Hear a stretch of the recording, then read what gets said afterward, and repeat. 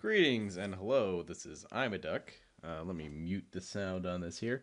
This is Imaduck here playing a tournament here on Carbon Poker, here with another episode of Quack Poker. Doing that. Yeah, that was not a jumbled sentence at all. And it might not look like a tournament because that's a six max tournament, which is pretty cool. I've played one of these before. Actually, tried to record a couple of tournaments for you guys. Yesterday or the day before. I think yeah, a couple days ago. Anyway, I tried to record a couple tournaments, had some recording issues, so I'm hoping it works this time. Still working out some kinks in the system here. But basically, yeah, here doing a six max $11 entry tournament. Look at that, we get a walk on the very first hand. That's got to be a good sign, right? Things are off to a good start. And yeah, it's six max tournaments, which man are just way funner. I mean, just way more action than these big full ring tournaments and all that. So I'm really excited to play this here. It's a little bigger entry than I usually play for, but what the heck, we'll see what happens. I do like six max a lot. It looks like a lot of our opponents aren't here yet. It's also like during the day, and so there was like over $1,000 overlay on this thing. But we'll see if this ends up filling up or whatever. I'm gonna go ahead and just complete, and we did hit a pair here and have a flush draw, so we are gonna just make a bet here. See what our opponent thinks about that, and he folds. Look at that, look at that. Everything's working out so far. Everything's going to plan. All right. I'm going to raise here on the button, 9-10, not a bad hand. Just starting off with some min raises right now. Oh, I realize that I don't have my poker tracking software on. And I should have that on. Yeah, so everything's working okay here. I think we are going to go ahead and bet. This is not a bad flop for us. Let's make it a little smaller to keep people going for it with us. Ah, ah. Oh well. Can't complain too much when you at least win something, right? But it would have been nice to get a little value out of, flopping a straight, flopping the nuts. All right. So anyway, hey, how's it going, guys? Yeah, I'm excited to do more tournament content. I've been wanting to do tournament content for a while. The long videos sometimes it's just really hard to time out and all that. So trying to keep an eye on that. Also, trying my recording software tends to kind of screw up on the really long videos. So hopefully that doesn't happen this time. But I'm gonna try to get more tournament content out there because I do like playing tournaments, and I think I'm a bit better at tournaments. And so let's get some tournament action in there. These tournaments, I've mentioned this before on Carbon, but these tournaments have super long rebuy periods. This has a rebuy period of like 2.5 hours. Like you can do late entry, which is just nuts for such a low stakes tournament. So we might be here a while, or we might scrub out fast. You can probably see the length of the video. Although if this video does go long enough, I'm probably gonna divide it into multiple parts. So maybe you can hope that this video is just short because I split it into another video because I'm doing so well, right? Or if this video is 8 hours long, then I'm probably also doing pretty well. So spoilers there. No easy way to get around that, unfortunately.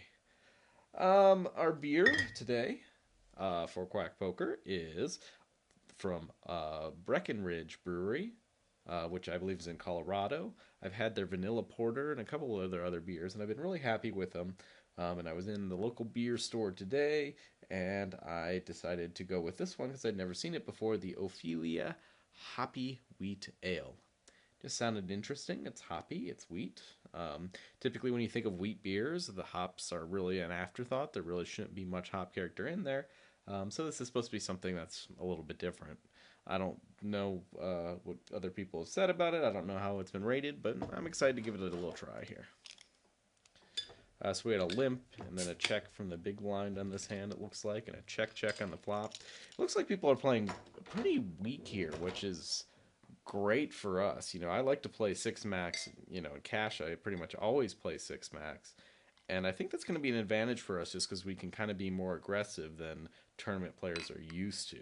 But really, at a six max table, obviously, you should be a lot looser, a lot more aggressive because you got less players you're dealing with, less nut hands out there and whatnot. This hand because these players have seemed to be pretty tight, I don't mind raising this up here. Um, Normally, I wouldn't necessarily raise this type of hand under the gun, but it's not a bad hand, and our opponents have been pretty weak and tight, so I think we could do this advantageously. We'll see what happens. 4, 5, 6, 8. So we got a gut shot. Gut shot, overcard, 3 to a flush. Definitely betting here. Make it a little on the bigger side here. And we take it down. All right. So not a lot of huge action going on so far, but hey, we've, won every pot pretty much, so that's good. Oh, this beer, okay. So it's kind of nice and hazy like a wheat beer, although not super hazy. It's definitely got some haze, some particles in there, whatnot. I think I'm gonna fold here. Could call here, it'd be a little loose, but not crazy about that hand. Because then you get a flop like this, and you can't feel that great about it. I mean, you don't have an ace, and then you've got a king, but any other king beats you. Like, how good can you feel about your hand on a flop like this? So that's why a hand like king 2, not the best type of hand to play. But still could easily be the best hand here. I mean, I think still statistically it's the best hand probably. Although it depends on what exactly our opponent's ranges are, what hands they're opening with, and all that. But still a scary board. All that. Alright. So yeah, beer's kind of hazy, like a wheat beer should be. There are filtered wheat beers out there as well, and in fact this one looks, a little less hazy than some. It's not completely opaque. I don't know how much of that comes through on the camera, but you can definitely still see through it. It looks kind of like it's got some just sort of hazy particles in there. So this vanilla guy min raised on an under the gun limp.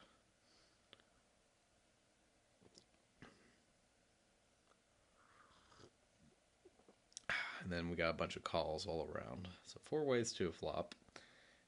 And this beer is nice. It is exactly as advertised. It's fairly hoppy, so if you don't like hoppy beers, this isn't the way to go. But it is definitely a hoppy wheat beer. And it's kind of like a wheat beer I could see still drinking in the summer, It's maybe a little more hoppy than I would like for this style of beer, but it's pretty interesting. I like it. It's nice. I could definitely see that drinking that on a nice summer day.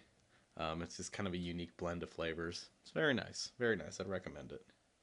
So again, this is Breckenridge Ophelia. So our Jerry Potter there on the button made a big bet and almost pot bet, and looks like he took it down. 3-7. It's pretty weak. Don't feel like pretty much guaranteed to fold it here. And so, at this point, we're still just a few hands in, just still trying to get a feel for what our opponents are doing. Seeing things like this vanilla guy is doing weird bet sizing things. Now he's just min raising under the gun, just a little smaller than most people do, but not the worst mistake you can make.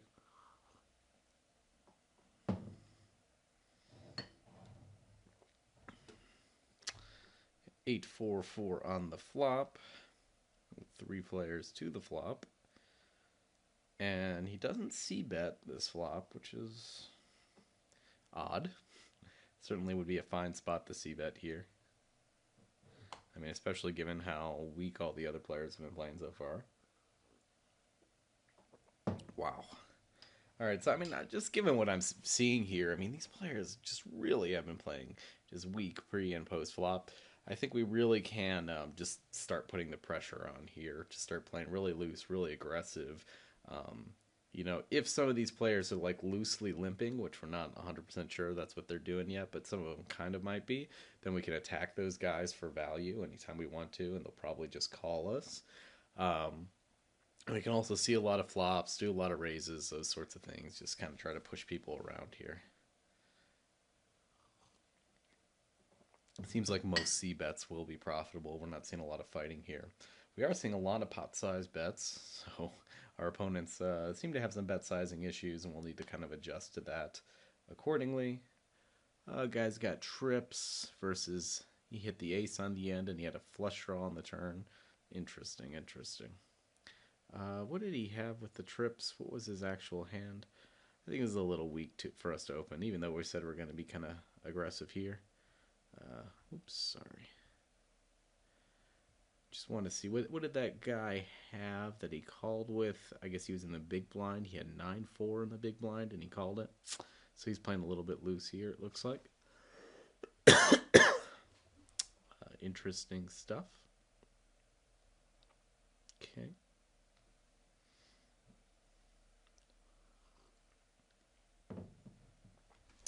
Alright, here we are, three-handed to a flop again. I know, I promised you that the 6 maxes were a lot more action, and so far have not lived up to that, but we'll get there, we'll get there. Another guy potting it, man. Interesting. And instantly gets raised with the guy with an ace-3. Man, just weird stuff going on. Well, I sure would love some hands at some point. But we'll get there. We got time. We're still very deep stack. We're not no big pressure going on just yet. Blinds did just go up there, but we're doing okay. We'll be all right. Have faith, folks. It'll be all right.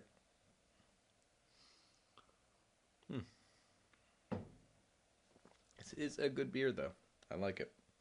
You know, the hoppiness actually has kind of been mellow, or seems a bit mellower after now that I've had a few sips with it. I like it. Just be like, you want to sit outside and you want to drink a beer and it's nice and sunny and hot outside, but you don't want to, you want something hoppy, but you don't want an IPA. I think this is kind of, that's a good option. Of course, I'm drinking out of my Christmas glass, so, Christmas ale. Well, I do wish these players would play a little bit faster. So we had a limp, call, complete, check. Just no, man. These guys are just playing weak. But then they pot it. Pots McGee here. I'm tempted to believe most of the time when they pot it, the way these players have been playing.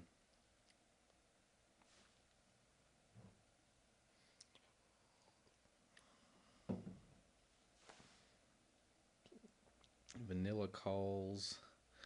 Wayne folds.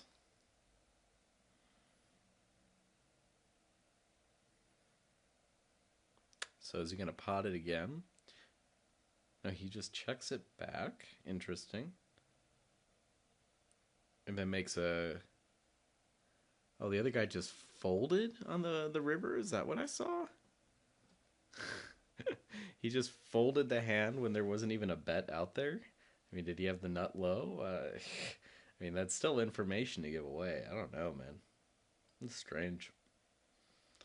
Very strange.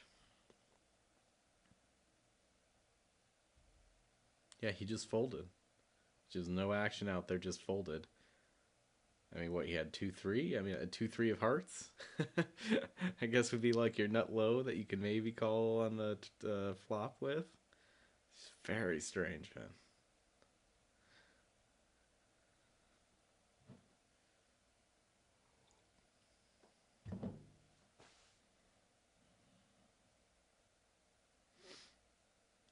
Well, hopefully we get some hands so we can play. Although they've just been limping it around, so at least we'll get to play our big blinds, right?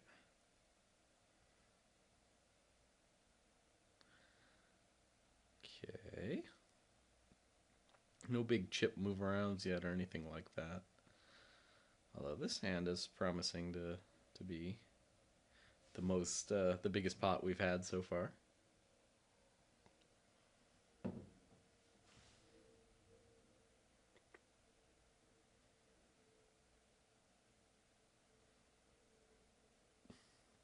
So I think he did half pot last street too. So half pots, half pots. And Wayne Train, I mean, and then he just folds there. Yeah, I don't know what's going on here. I don't know. Alright, we got some nines. I like that. Question is, do we raise? I'm pretty tempted to raise. We've probably got the best hand here. and nobody's really doing anything else, and I would like to push some people out. So the question is how much? I think I'm going to make it a bit bigger. I think I'm going to make it like 250. We've probably got the best hand, and I need to make it big enough that it is actually going to push some people out of the pot. I feel like if I make it too much smaller than that, I'm probably going to get at least 2 callers, just because, just kind of my guess in the way these players have been playing.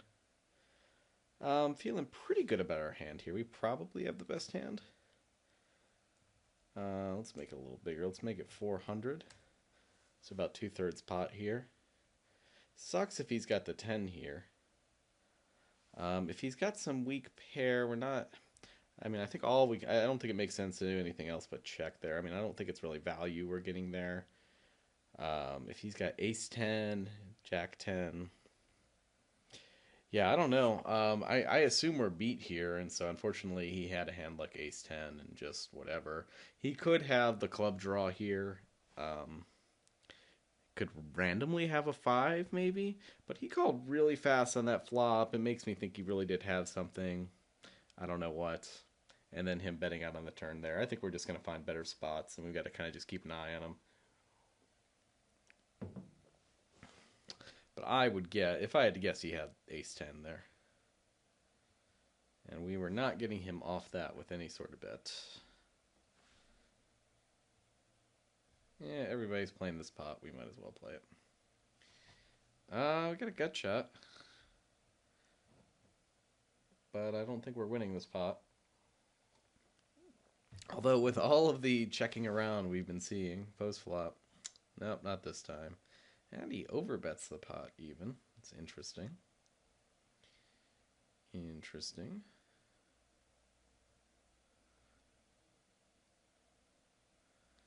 We are just going to fold here.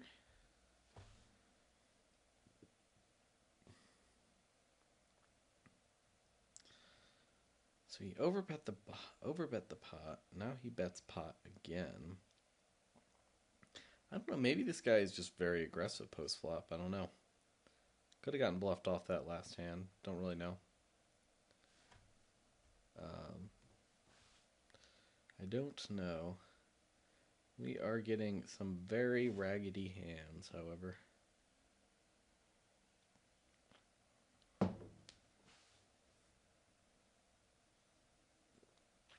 Oh, he's vanilla, and his picture is Vanilla Ice. Of course, you can't see it now.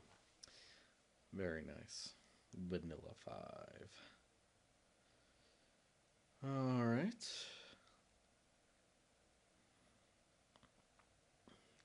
Yeah, these players are taking forever. Very annoying. Vanilla especially has been taking just tanking every hand pre-flop, which is just annoying. Ugh. Can we get some real hands? I know, we're only 15 hands in. It's not that big a deal. Up to 120 after not really doing anything for a while. This is his first raise this game, pre-flop. So I would assume he's got a hand that's better than Queen 5. Just a guess. Nines again. All right, all right. I'm going to go ahead and make it 3x.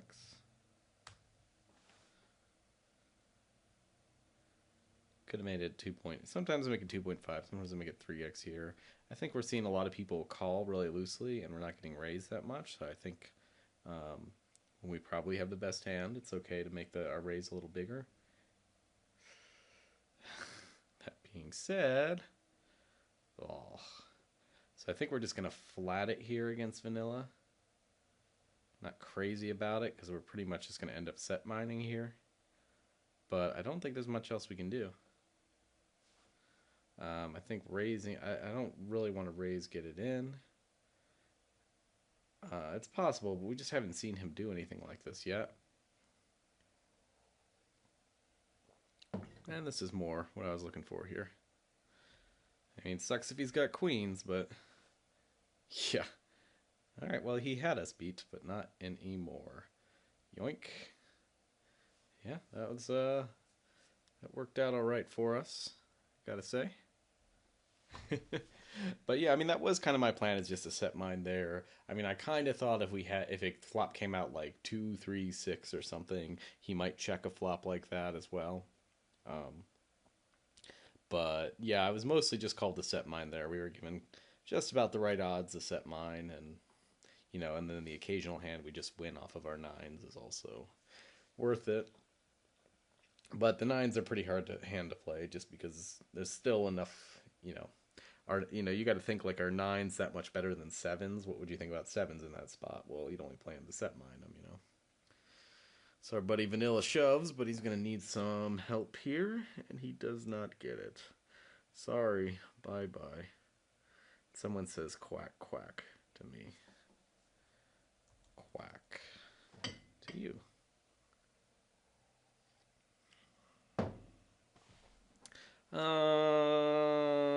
Probably not worth it to call here. He makes it 3x. If he made it 2x on the button, I might call there, but 3x, a little big. Not really worth it with such a speculative hand.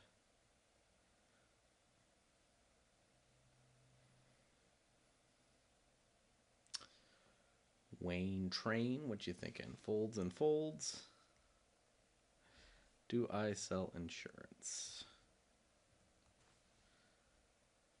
You get a quack again.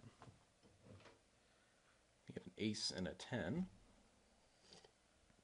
None of them are hearts, but this guy did call us, so he's probably got something. 240 here. See what happens. Alright, we take it down. Might not have needed to make it that big, because he's probably folding any hand that doesn't have a hearts that's not paired there, to smaller bets, to smaller bets there. But then I also kind of thought we're probably getting a decent value out of a lot of like lower single heart hands, maybe. But I guess if he called our raise there, then there's not too many lower single heart hands he can have. So I guess we should have just bet smaller and just assumed he's going to fold to anything, because we don't really have anything at that point.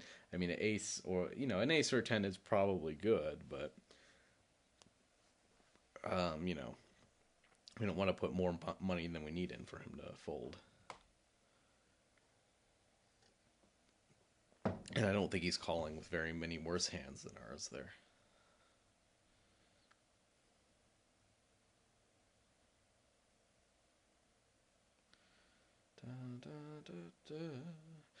Alright, so we have a king, and we have a 4. We don't know anything about the guy who just sat down. I'm just going to fold it for now. It's not a very exciting hand. Oh, and Jerry actually... Sorry, I spaced out for a second there. Or maybe it's this big shiny light in my eyes over to my right here. But yeah. I didn't even notice that Jerry limped there. Open limp, call. Probably expect to see a check. So Jerry only raised that one hand. Everything else he's just been limping or calling or whatever. His hand can't be... Well, it's probably not aces. Got some 7s here. Oh! Whoa! That was a misclick. That was definitely supposed to be a raise.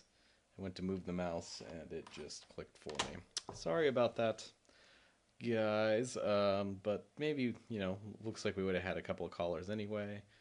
Ooh, and this would have been a good flop for our 7s, although we don't have a club. We could have bet, got a couple of callers on some speculative flush draws. Could have won some chips. But potentially could lose it to flushes or whatever. We'll never know. We'll never know what could have been. Yeah, I'm fine with playing this. Feel like we want to play in a decent amount of hands when we're deep stacked like this. Just keep trying to chip up here. This seems pretty good flop for us. Got a draw to the nut flush. That's a weird bet from Mr. Jerry Potter there. I'm gonna make it like 350.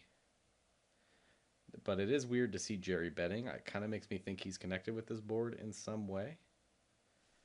And now I'm fine with just checking here because I feel like he calls me there. He's almost certainly has an ace that we're not getting him off of. That was not the best river for us. And now I think we're just going to fold. The raise on the flop I think was fine to maybe get this guy to fold out. Although our hand is kind of speculative. You know, I don't know. I mean, we had a decent hand, so I just really did want to bet there. But I think in that specific situation, just because we kind of know, even though his bet was so little, I'm kind of guessing from the way he plays so far, from what we've seen him, that even that little bet means he has something. And I would put a lot of money on assuming he has an ace there. I don't know how good an ace, but he probably had an ace there. I mean, obviously there are a lot of opponents where you wouldn't fold that river to necessarily.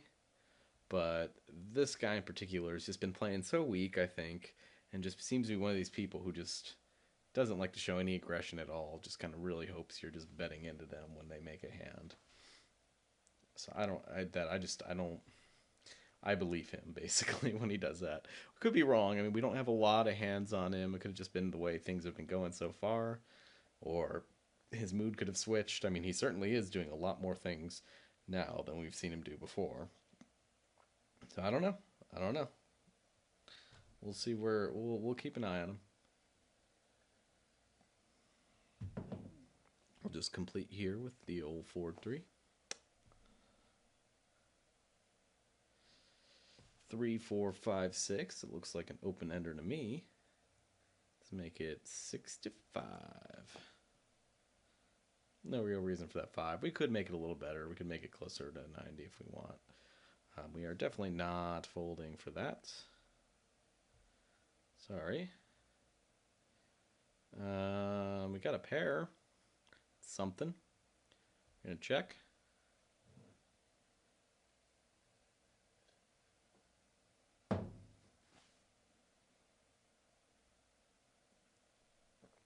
Overbets the pot. Don't know really how to interpret that, but I mean, we don't have a lot of play here, and our implied odds aren't that great because he doesn't have many chips behind. I'm pretty fine with just folding here to such a large bet. Don't really know what he's doing there, but we will find better spots, I think.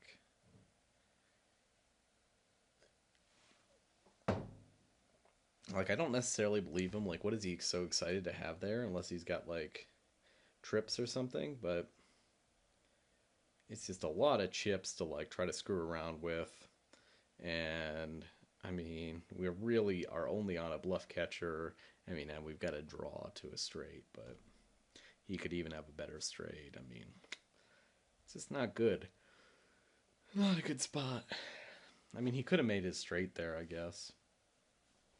He had like whatever 4-7 or something, but which I mean all he did was check in the big blind before that. Would he really raise the flop with 4-7? I guess he might. I don't know. I don't know. Or raise, yeah, I don't know. All right, now we got a hand. I like this hand. It's got 2 big old cards in it. We are gonna raise it up. I am gonna make it 150. We're getting a little shallower, so I can probably start to make these a little smaller, but not that shallow yet.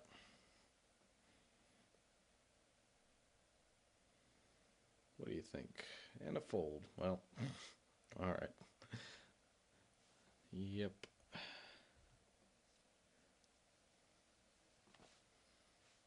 Six max tournaments, so much better.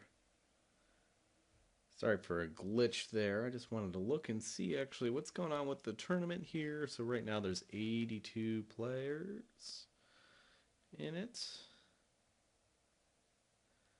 And then we are in 19th place.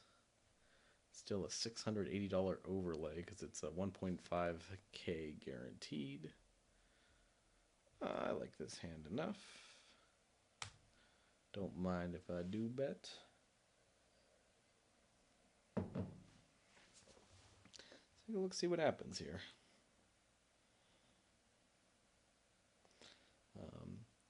Jerry might very well call us. Nitro calls us, which he, well, we don't know too much about him yet. Well, we do have a pair. So we could just check here. Or we could bet. I kind of like betting. See what he thinks. It's a fairly wet flop, but he might be on a draw, so we could easily be ahead. 8-9, Queen Jack. I mean, we've got a gut shot. I don't like bleeding off this many extra chips at this point, but let's see what he does here. So this is 9 is an interesting turn.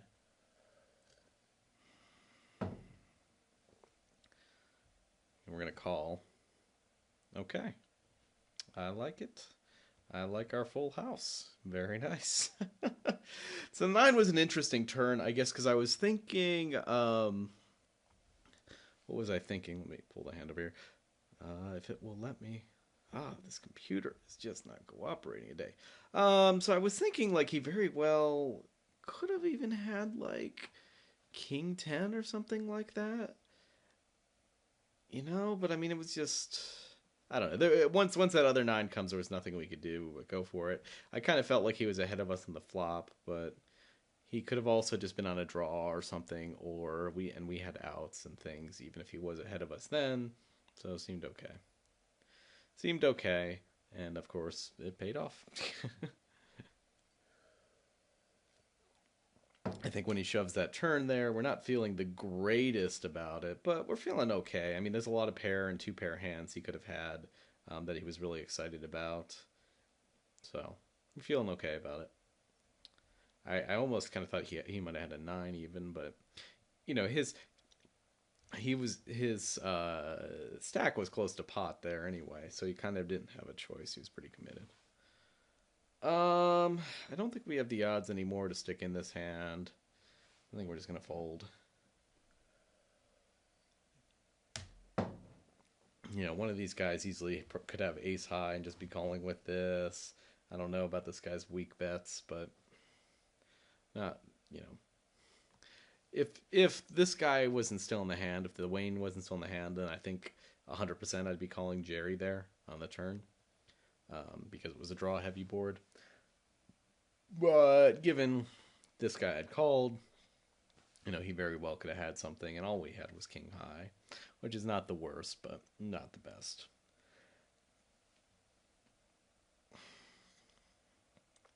I guess we'll call here. Playing a little loose.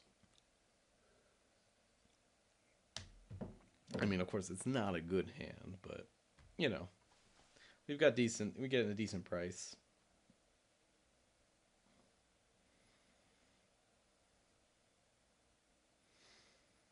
What do you think, Wayne Train? Ooh, now that is a card I like. 220. I mean, I kind of doubt anybody was on a flush draw. Somebody might be on a flush draw now. I don't know if Wayne Train's just going to shove here. No, okay. If he shoved there, we'd have a decision, but I probably would end up folding. But that's just, I'm playing a bit tight in this tournament right now, kind of trying to protect our stack. We're ahead, we're doing well, but that can change pretty quickly if we call a few, speculative shoves like that. So I want to be a little careful here.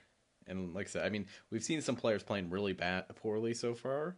So I feel like we're going to find good spots. And there's no reason to sort of take these high risk spots where it's like, okay, maybe this guy shoves with random stuff. But a lot more players are just shoving with real cards. Okay. I mean, I guess all we can do is call here. I mean, I could raise, I guess, but it doesn't seem to accomplish much. But I'm just kind of confused about, like, what else are they calling with? I mean, maybe one of them has an 8. So maybe Skrilla is bluffing and J-Dog has an 8. Man, dropping 1,000 here. I just kind of think he's going to bet the river again and we're not going to want to stick around. I know, I'm playing very weak today. I don't know why that is. Like, I'm just giving up a lot of these hands. But I guess it's just, a lot of these other players just have not been that aggressive. I guess, from what I've seen so far. And so I feel like we're just better off just waiting for good position, good spots where we really know things are going well. And when he's just making big bets like that, like it's just going to be so expensive for us to get to showdown there. 240, which is just 3x. Okay, I can call that. Maybe I shouldn't have called that. I forgot how short he was.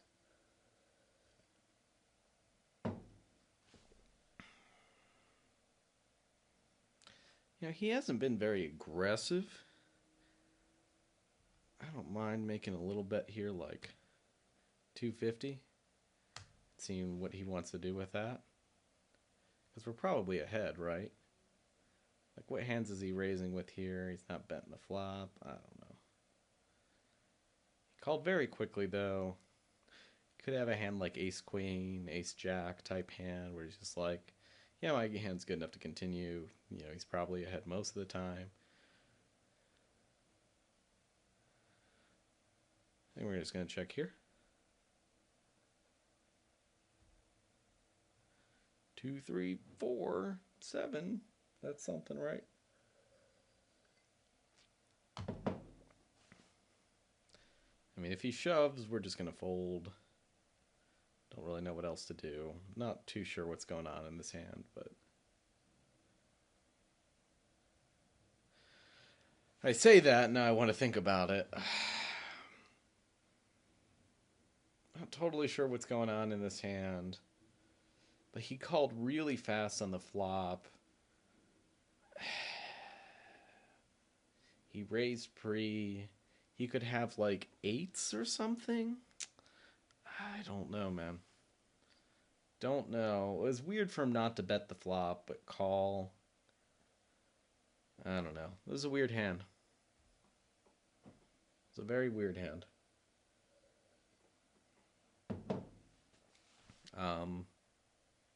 I don't know. Like I said, I've been playing a bit weak here. I'm not sure if that's been right or wrong, but just haven't been able to. I haven't been sure what's going on in these hands and just haven't wanted to take too many risks. Or too many expensive risks, I should say. At this point, I'm going to take a risk here. But it's not that expensive a risk, so I don't mind taking it. Slowly grinding away, taking lots of small risks is going to be a lot less variance than taking, 3 really big risks where we're like, oh, I'm pretty sure he's bluffing, even though he's never really shown a bluff. Like, don't really know what's going on. This hand, it's pretty speculative, but it's okay, and it can get there. It's got decent implied odds.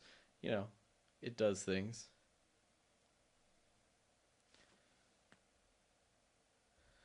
All right.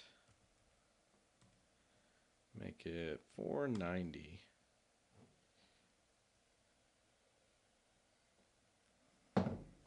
Either you got it or you don't. Wow.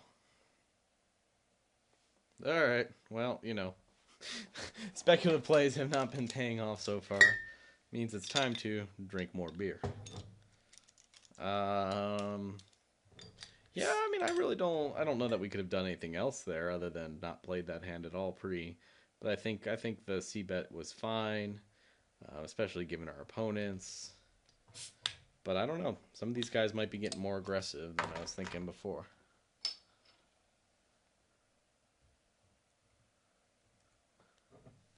And again, I'm testing the water here, trying a few stabs here. I'm actually not going to fold for this. I don't necessarily believe him.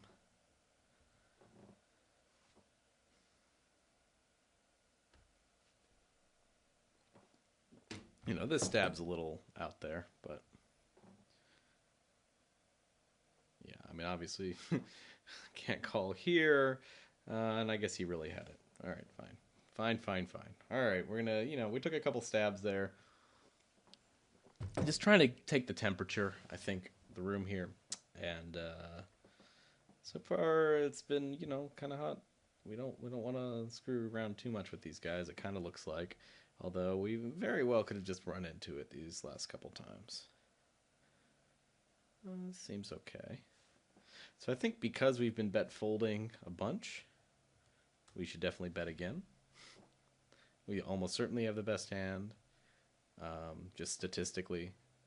Okay, we take it down there, of course. So when I really do have it, nobody else wants to tango.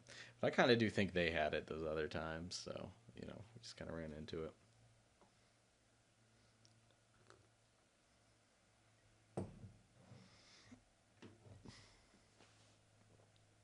Okay, makes it 255, get some folds. Interesting flop.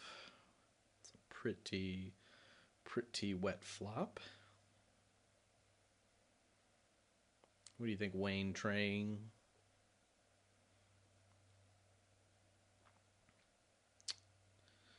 Check again. J-Dog is betting all sorts of weird amounts. Get a call.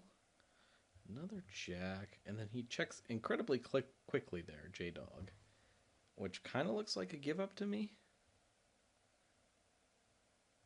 He's like, I'm going to take one stab. Now I'm done with this hand. Yeah, he's got Queen King.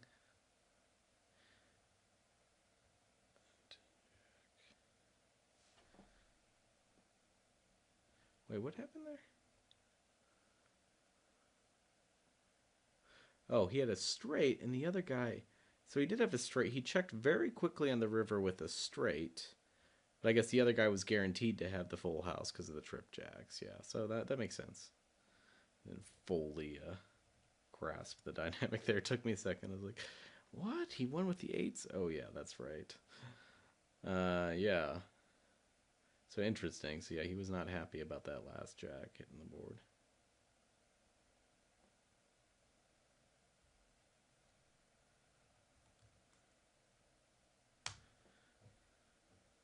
But he wasn't bluffing.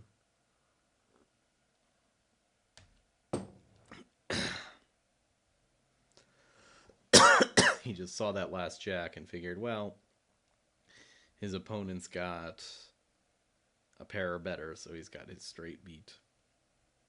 Interesting. Poor run out for him, especially given he flopped it, right? Flopped it and did not bet. This was J-Dog. He checks. And he bet the turn, though, and then checked the river. Yeah. So a sad run out for J-Dog, and he might have been okay. Well, probably not. I mean, the other guy's got an open ender, so even if he had bet the flop, bet the turn, it probably wouldn't have won in that hand.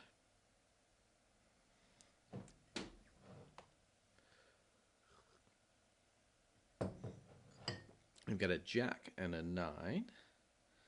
I'm going to play a little tight here and fold it. Just wasn't feeling that hand. Now the flop will come. Jack 9-9, I'm sure. It'll be okay. 450, he makes it. It's a big raise. 4.5x. I can do math. Jack 9, we would have had our pair of 9s here. But with Skrilla raising that big pre, I kind of don't think we have the best hand. Unless he's got like ace king. But I think he's saying he's got kings. So I'm going to put him on. Put him on kings still. Maybe not. Yeah, calls. 9-10. So the guy had hit the trip 9s at the end. Yeah. What did I say? I called it. I fucking called it. He had kings. So he had kings there. I think I said wow. Because the trips. The guy rivered the trips, and that was that. Sorry, bub. We've got ace and 6. We could raise it up. I'm just kind of interested to see what these guys do. I think we could have the best hand. I think we still could have the best hand.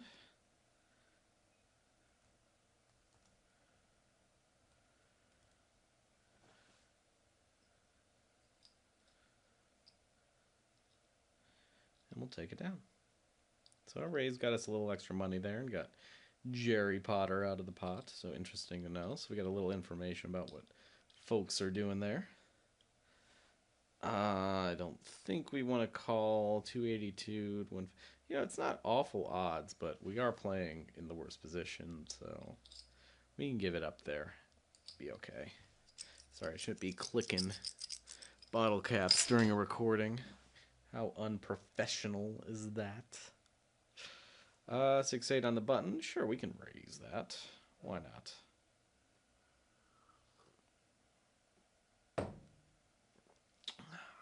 So should we call the all-in here? We'll let the audience decide. Here, take a moment to think about it. Yeah, we're going to fold. Ace, Jack, King, Queen. Interesting he called with King, Queen there. And because Skrilla wasn't that short. I mean, it was really an overbet there for sure. But it was an overbet by Skrilla there. And of course, he hit his Jack. Good for him. Because King, Queen is okay, but it's not... You know, you're always going to be behind. You're going to be behind any Ace X hand. Plus any pair.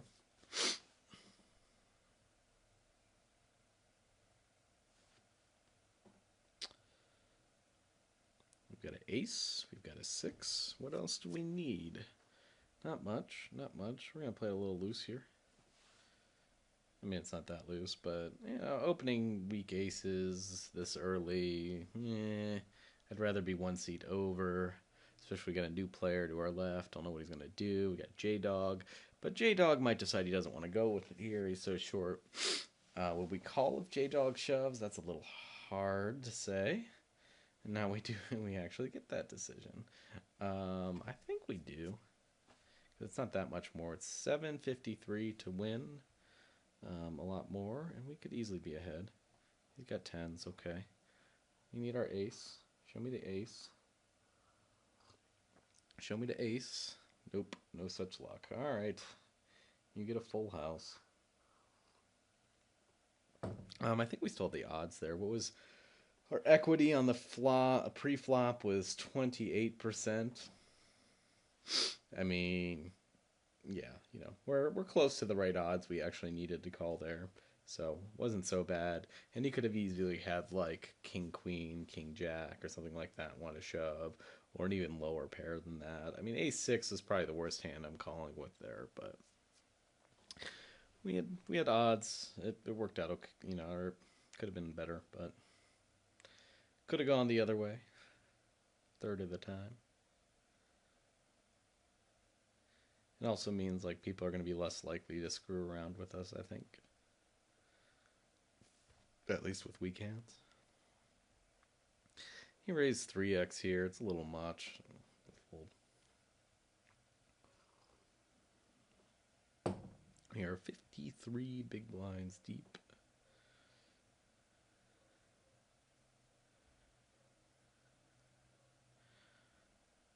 Easy call here.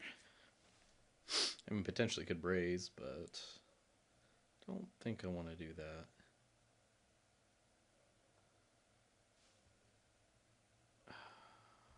I'm going to try it. I feel like this works enough of the time. I mean, there just can't be that many 3s or 2s out there. So unless they've got the pocket pair that they decide to limp with, they pretty much, I think they're going to fold most of the time. And I think we can keep putting pressure on. I think it's a profitable bet. Because I think we could easily win that on later streets too. Yeah, we'll call this on the button. The 3x is a little big, but we do need to play some hands. We're on the button.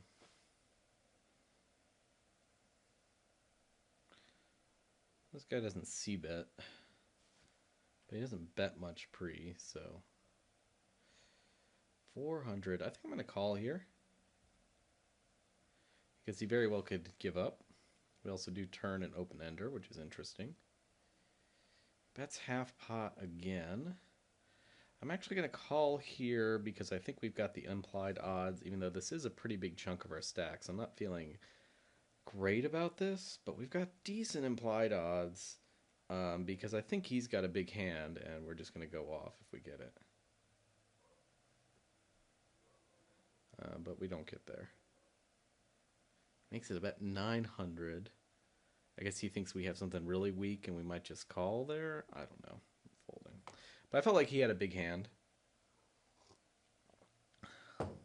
I mean, I wasn't sure about his flop bet. You know, we haven't seen him bet a lot pre. But I kind of felt like on that flop, you know, there's a lot of hands that he's going to be raising pre-flop that flop's not going to be that great for. Like, he's going to be like, I've got ace 10. And then when I call, he's going to be like, as weak a player as he is, he's going to be like, oh, okay, well, he's probably got my ace 10 beat. I'm going to give up. And then I could bet and take the turn.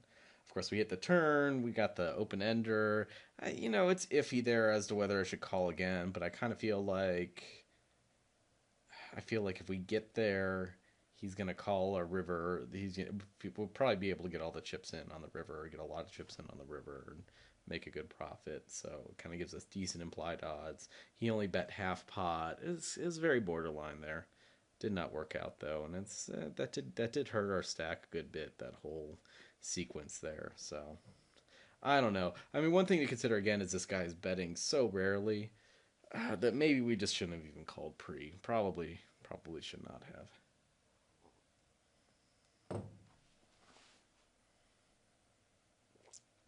I mean, if that pre-flop raise stat is correct there, we probably shouldn't. Queens look like they're probably going to hold up. That's what it looks like. Yep. Queens take it down.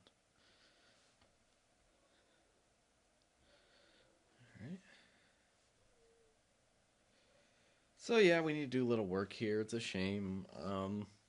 Yeah, I think we do need to decide how often we're going to be calling this Jerry guy because he is so tight. Ace King seems okay.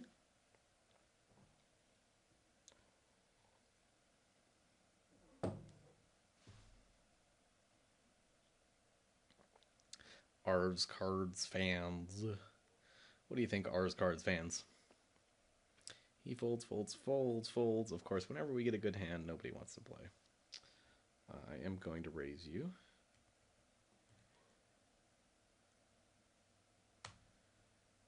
What do you think about that?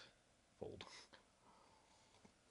Yeah, we haven't gotten much play out of our good hands so far, but we have made a lot of decent hands post-flop, so, you know, maybe we just want to see more flops. Yeah, I mean, I think with the overlay, I think we might as well call here.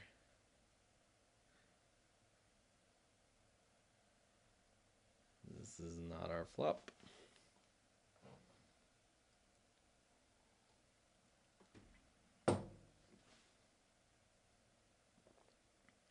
Yeah, I still don't know about that call with we had 9-10 on the button and he raised. I mean, we have position on him, all that. Maybe the flop call was just too loose. I mean, because he's almost certainly ahead of us, but I just felt like we could outplay him on the turn or river with a big part of his range. But I think he just had the part of his range that we couldn't. I don't know, man. I don't know about that. Definitely folding here. Could be better, could be worse. I do like this beer, man. I'm drinking it like crazy. It is very, very drinkable. The more you get into it, it's nice. It's nice. I really want to be outside. Of course, we've had a cold front come through in Texas, so it's not that warm and sunny out, unfortunately. But I really could see being outside on the lake or something with this beer. It's good stuff. You would have got your king. And what did he raise there, right? Or Skrilla jammed there, rather, with his ace king. And so we've seen him jam like that before. So, I mean, he's jamming with good stuff. Kind of, overbet jamming there.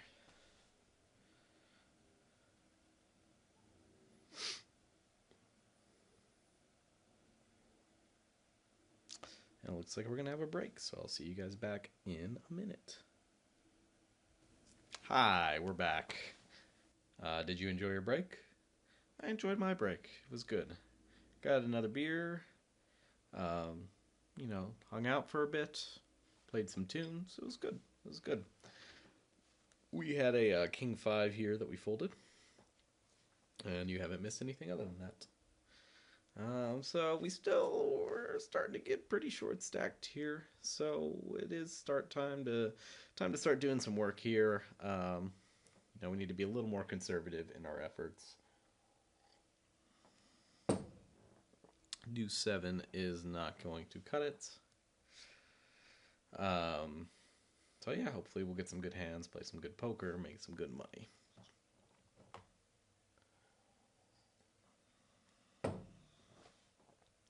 Limp and a check. And a check. Let's see what open limper R's Cars fans does. He checks. And J-Dog is in the house and he bets pot. Get a fold over here, and R's Cards fan also folds. Interesting. Not really. Ace 10 is a decent hand. If we get more of this limping nonsense, we might attack someone. But Ace 10 is a good enough hand, worth a call. Don't want to overplay it though. Worth a call against most raises, but interesting though. Especially if we get 3 calls or something. I think here we can still call, but we're a little suspicious. We're out of position. Ace 10's not the best ace in the deck, as it turns out.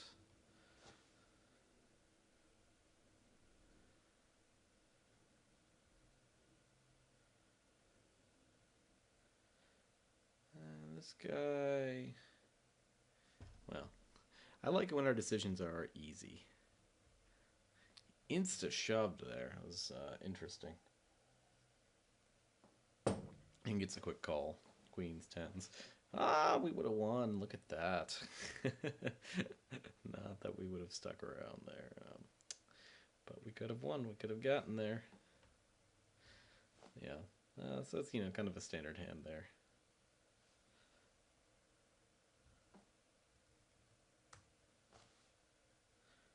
$160. We get a very quick call.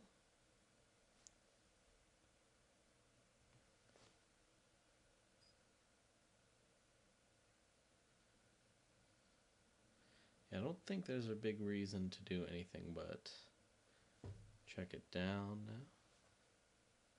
If he bets, we're going to have to make a decision, but I think we've got this here. Yeah. 5 and an ace, so he just thought his ace was good? Oh no, he had a 5, sorry. Yeah. So that's kind of what I figured. I mean, that's why I was... I don't think we'd get any value maybe if we bet anywhere else there. And we certainly probably weren't going to fold out any better hands than ours there. So, I think just checking it down was fine. And we just happen to have the better hand. I'm going to try some betting here. I know it's a little loose and we're trying to avoid that, but we need to make a few steal attempts here and kind of chip up a little bit. I feel like the guy in the big blind has been pretty weak, so maybe he's not calling that much. J-Dog, on the other hand, thinks he's got a playable hand, but our hand's still not the worst, especially when we make it to 2-pair status.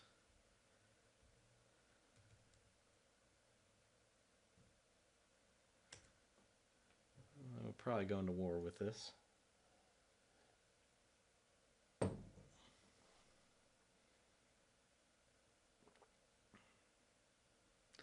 What do you think, J-Dog? Calls very quickly. Doesn't... if he's got the 9...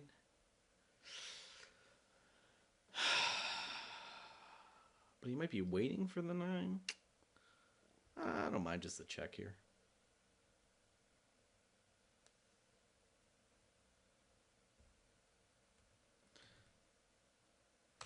Checked very quickly. Don't know what it means. But we take it down. Okay. Alright. I mean, this guy seems to be making a lot of actions very quickly, so it's not 100% sure what those mean, other than he doesn't have a very deep... he's not very deep in thought when he does it. You know. I mean, if you try to be consistent with your very quick actions, it kind of lowers how much of a tell it is when you act really fast. But at the same time, you know, there are points when you have to think, and so you are kind of giving some information away, because it's like, okay, clearly this is not a complicated spot for you. All right. You know, that is useful information. Cherry pots it, takes it down.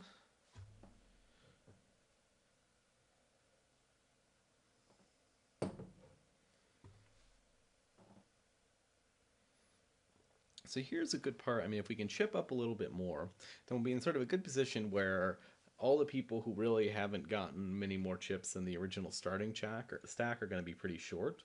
And they're going to just have to start shoving whatever, and we can really take advantage of that and wait around for good hands and call their shoves and, you know, really start chipping up then. But we need a little bit more in chips to do that, I think. I think I'm going to fold here. This little Jerry guy scared me a bit. I feel like when he bets this, he's got something, and it's probably not just a spade draw. Skrilla, I'm not sure. I don't feel like I've been doing as good a job tabulating what all of these guys have been doing, but I'm inclined to believe Skrilla here. Ooh, and he folds. Well, at least his spade was better than our spade, so. Alright, I get an ace and a 6. Skrilla raises here. He hasn't been raising that often pre. We can let this go. I mean, we're just out of position. He's been a bit aggressive. It's okay to just let that one go, I think. We would have folded here. I had an open ender here, but probably would have folded. This guy has aces versus the jack pair here. That is not going to get there.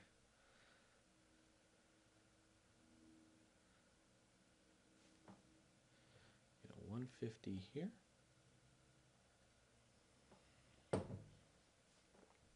I think we're... Oh. This is so sad. I think we have to fold. I think we're either a little behind or a lot of behind with this hand. It's so sad. I was getting so excited about this ace-queen. Yeah, so we're just a little behind. Yeah, would have gotten there. But, I mean, he wasn't that short, so he didn't need to shove there. Oh, and he would have made trips, so he wouldn't have gotten there. See? Dodging it. Dodging it every day. Alright. I think everybody's short enough that we can go back to just min-raising here. You know. At this point, 450 is, you know, kind of a big chunk from anybody's stack, if we were, or 600 or whatever. Or, you know, big chunk from anybody's stack if we make it more than 2x, so it's okay just to min-raise. But yeah, with the ace-queen, I don't know. I mean, the guy wasn't that short, so he wasn't in a position where he needed to be shoving everything, so I feel like his shoving range is pretty tight, and it's going to be, yeah, restricted to pairs and maybe ace-queen plus, you know, so, like, we're hoping that he's got ace-queen, like, is he shoving ace-jack there that often? Maybe, maybe not. I mean, but I don't think he's shoving, if he's never shoving ace-jack there, then we shouldn't be doing that. Then we shouldn't be calling there, I mean. I'm just going to fold this. A little too short to be playing that right now. Especially with the big stack and the big blind. He's probably going to call us. And then we've got to do something on the flop.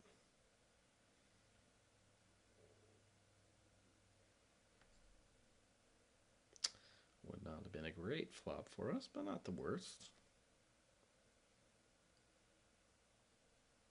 Small bet from this guy again, and a call. Min bet. You could easily min bet there with a draw. Okay. Don't know. Could add a draw. Could add air. Who knows? Probably, I mean, you probably don't want to make 2 bets there with air, but I don't know if he would. But, yeah. It's a wet enough board. Well, yep, given what we saw him shove with last time, obviously we can't call with this. But maybe Spirits can. Is that Spirit Sister? Or Spirits is? Spirits is. That's what we'll go with.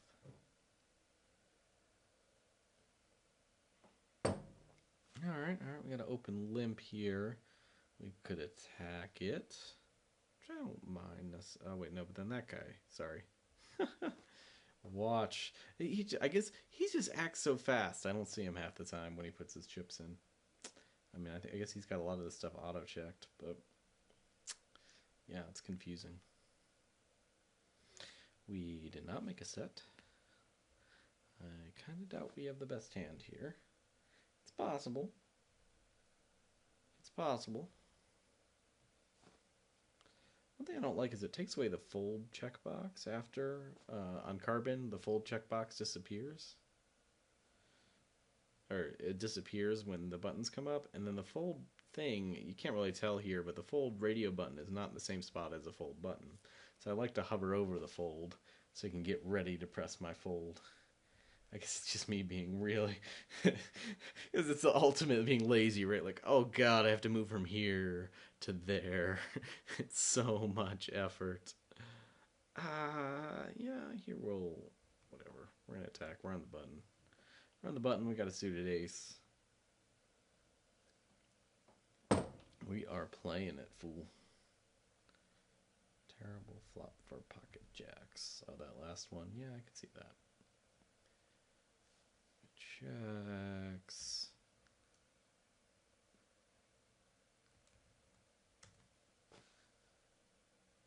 Calls us very quickly there. Checks again.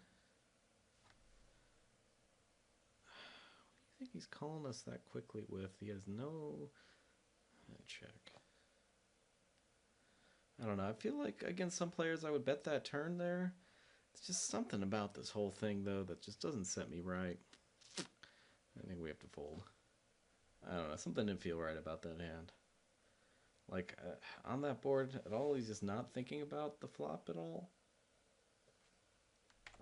I don't know. Maybe I'm just reading too much in these timing tells, but... And I know I've said that he's just playing so fast, but it's just like... You know, let me pull up that hand there. I just don't understand... Like on that flop, why you're not even thinking about it unless you've got a pocket pair or better. And of course, like the 5 doesn't change the board and the 6 doesn't change the board, so I don't know. I mean, I did make my bet pretty small, but I didn't even have time to really, pay attention to my bet size. And so I thought about not even c-betting there just because this guy's fold c-bet is so low and he's just so sticky that we're probably just better off just seeing a turn and then deciding, but yeah. Yeah, we're just going to call here. We're slowly getting eroded away here. But maybe this is our hand. Let's see that 9. No, not a 9. No 9s to be had. For this we can't fold. As much as it sucks and, 10% of our stack, we still have to call. Hate this. Hate this a lot. Hate this a lot, but I mean, if 9 comes on the turn, 9 comes on the river, we still have a decent shot of having the best hand. Although with this many people calling, I don't think so. What do you think, Skrilla? I believe you, Skrilla. I am folding. Well, things are getting a little dire for us here. I mean, we're still not in the worst spot. We got 20 big blinds, but it's not pretty. It's not pretty. I don't know what I put any of these guys on at this point. Queen King he's hanging around there with. Which I guess he's got the open ender. And he hit the king. So we actually were ahead. Jeez. It's hard to believe we were ahead. And that guy's hero call on the, You bet on the turn with the sixes. That's a weird hand, I guess. I don't know. I don't know anything about that hand. I don't think we could have done much differently, even though we somehow were ahead. Ugh. Could have shoved, I guess.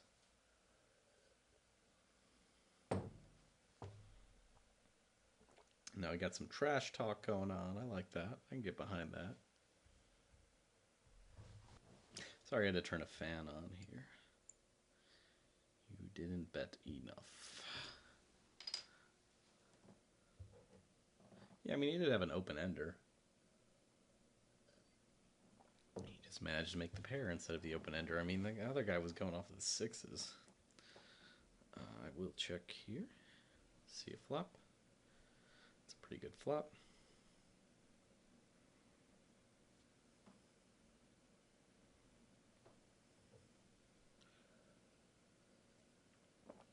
It's a pretty good turn.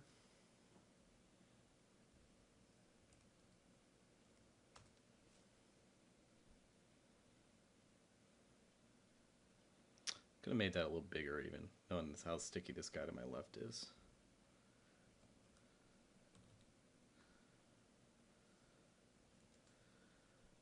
I'm just going to go for it. Calls it off quick. I'll take that down. Oh, he had the flush too. Yeah, he made that flush on that river. Was not good enough. Sorry, J-Dog. And like that, we're back in it. Still not in the best of spots, but could be worse.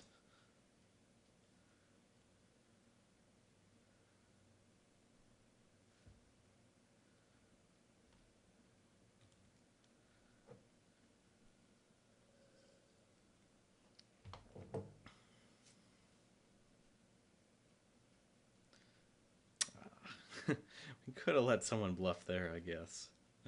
But I feel like we've looked so aggressive. I don't know.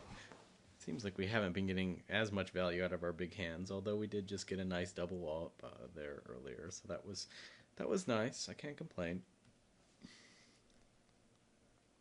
But we've made a lot of big hands, so that's been pretty good. Keeping us afloat.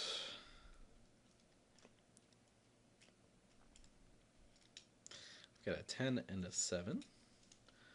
We're going to raise it up.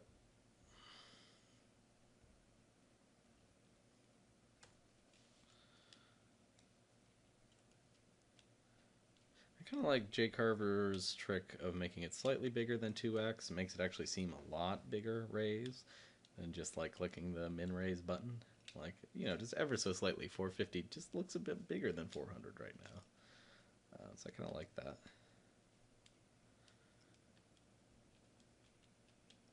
It's a whole psychological thing. Yeah, you did have an ace-queen. 7-2 suited. We are not playing that. They are puppy dog feet. Alright, on to beer 3 as we fight both sobriety and these poker battles. I'm trying to see how alcoholic these are. I don't think it says on here. That's so sad. Just gotta guess. I'm feeling it. I'm feeling it already. We haven't been playing that long. This is only beer 3. Well, wouldn't it be Quack poker with a little bit of drunkenness? Yeah, I am surprised I'm feeling that, because I wouldn't expect this to be a very high alcohol beer. That would make this be a dangerous beer to have on the road. Or, I mean, when it's out and sunny. Maybe I am drunk. When it's, you know, hot and sunny, you don't necessarily want to have a super high alcohol beer, as I've learned the hard way. You just end up being like, oh, it's so hot. Drink, drink, drink, drink. You got it, Jerry.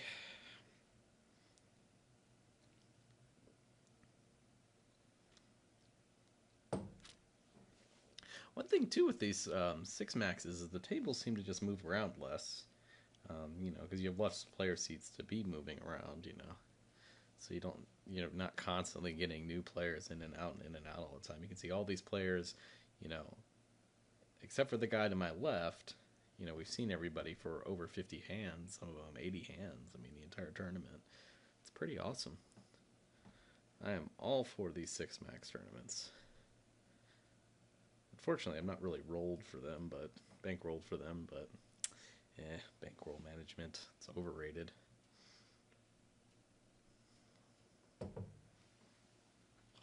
Not bankrolled for a lot of things I do. Guess that makes me a degenerate. This guy calls. I don't want a bunch of people just calling behind me. I'm going to raise here.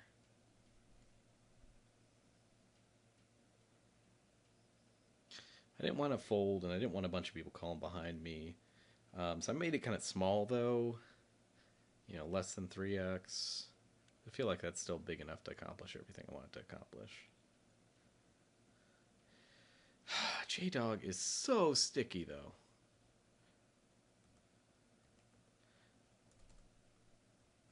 But what has he got here? All right. So I made it big enough. I was just going to get very mad if he called there. It's like, what hand does he possibly have? And yet, it's just a very uncomfortable spot. And that's what poker is about, is like reacting correctly in uncomfortable spots, right? I mean, some of it's just discipline and math and stuff, but as you get to the higher levels of poker, it's like really just like believing in, yourself when you're in these weird spots. And that's one of the more amazing things I see when I see these professional players, where it's just like, I'm just like, man, in a million years, I never would have thought of hero calling that person with Jack high on the river, but it's like, and you ask the players later, and they're just like, I just didn't believe them, and so I called, and all that. These crazy hero calls you see sometimes. Yeah, I don't know. I always find those amazing, and I think that's really what separates the good players from the great players. Is really being able to react well in these uncomfortable situations and really trusting your reads. Not the easiest thing to do.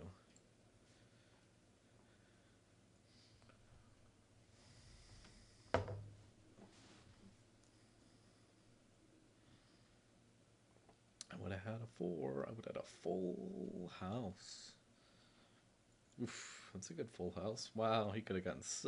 Wow, that was the nittiest hand from Knitsville ever. What the fuck happened there? Why wasn't this guy all in? I think I was paying close enough attention to that hand. Holy crap. Like, he's got aces, he's got 9s, he's super short. Why weren't all the chips in the pot? Especially when, they both have basically overpairs. Like, what in the world? That's strange. Strange.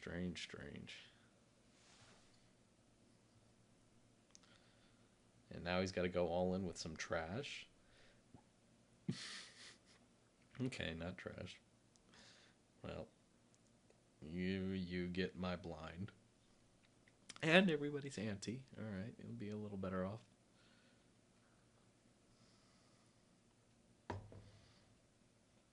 If Jerry folds... if Jerry folds, I was going to shove, but as it stands, I can't really do anything there.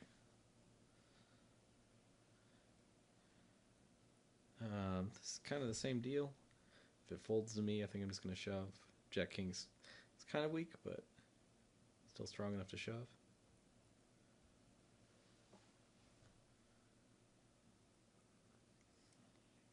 Probably did that a little fast, but ain't no thing. This guy's pretty short. Just seemed like the right thing to do.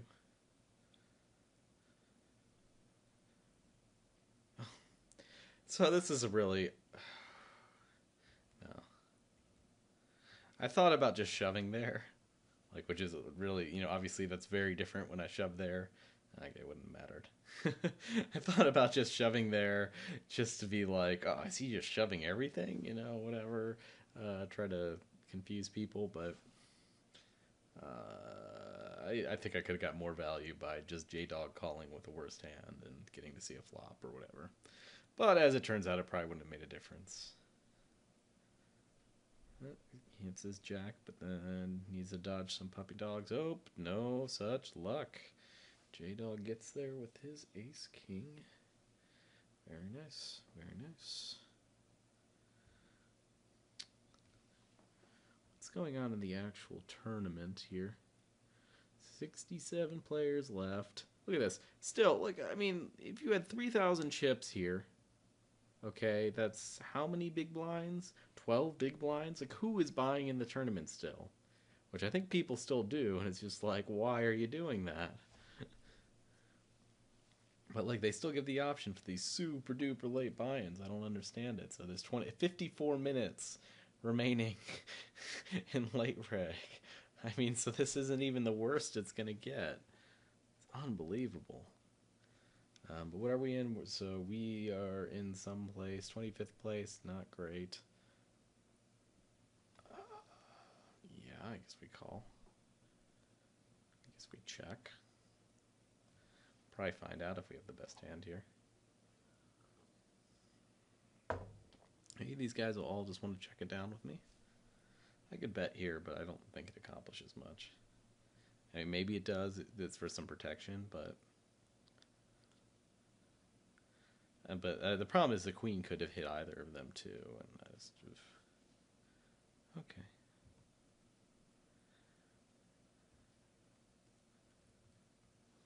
I think 900 is a good size here, where it kind of looks like I'm just trying to steal the pot. Wink. Yeah, he had an ace there. Look at that. Look at that. I played that hand perfectly. I didn't see what the guy who shoved had, but it didn't really matter. Because he's gone now. But Skrilla had the ace there, so if I'd bet earlier, I would have been betting when I was behind. Played that perfectly.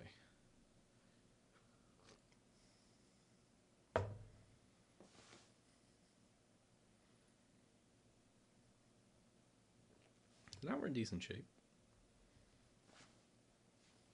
Chipping up, placing up, 17th place now. Oh, no more overlay. We did make the 1.5K.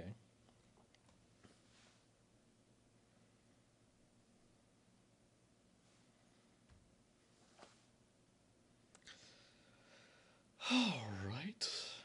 I'm going to raise from Stack Fetish. Skrilla is all in. Good luck, Skrilla. Good luck, all in. 6, 7, 8, something, 10. 5, 6, 7, 8. And an ace. Yeah, if you ever play like live in a casino, that's what they always do. When someone goes all in, people go, "Good luck, all in. Good luck, all in." That's what all the other players say. I don't know. It's whatever. It's like, you don't really want me to have good luck. You want me out of this tournament. I mean, sometimes you don't want the all in to go out for various reasons, but if the all in is very fishy, you want to be the one taking their chips, not someone else.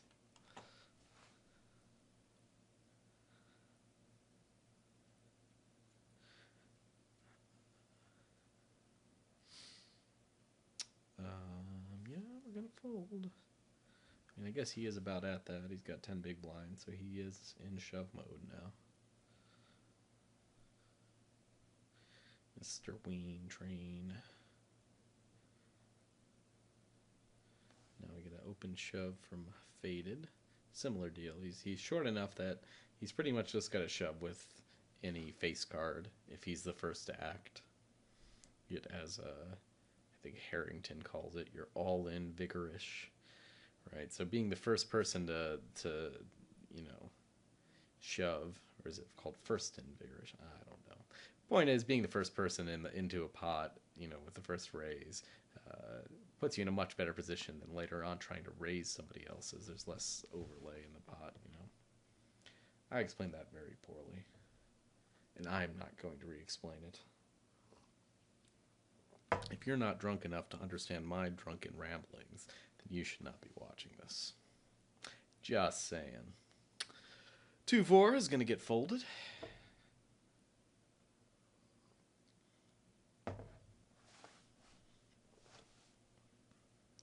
Well, we would have flopped a straight. I was so excited about folding that hand too. We would have had the straight. Watch this guy just jam all in. Or big enough, close enough. Oh, so sad, so sad. So sad. I had the 2-4. You both can't have 2-4. I don't think so. The odds of two others getting 2-4 and being in this pod are pretty slim. That's a damn shame. Got so many chips. Why am I not calling with hands like that? That's because my mama raised me right. Told me never call with 2-4 after someone's raised. I don't care what your position is. 2-4 offsuit, not a good hand. Maybe when your head's up. Heads up on the button. Play some 2-4. 2-4 offsuit. No, even then, no. Probably should not. J-Dog raising from the small blind. What do you think? What do you think, Wayne Train? Can't complain. Alright, alright. Threes look like they're doing it. Gotta dodge, and they do. Good job, threes. Got there. So pre-flop, yeah. Pre-flop, the threes are just barely ahead.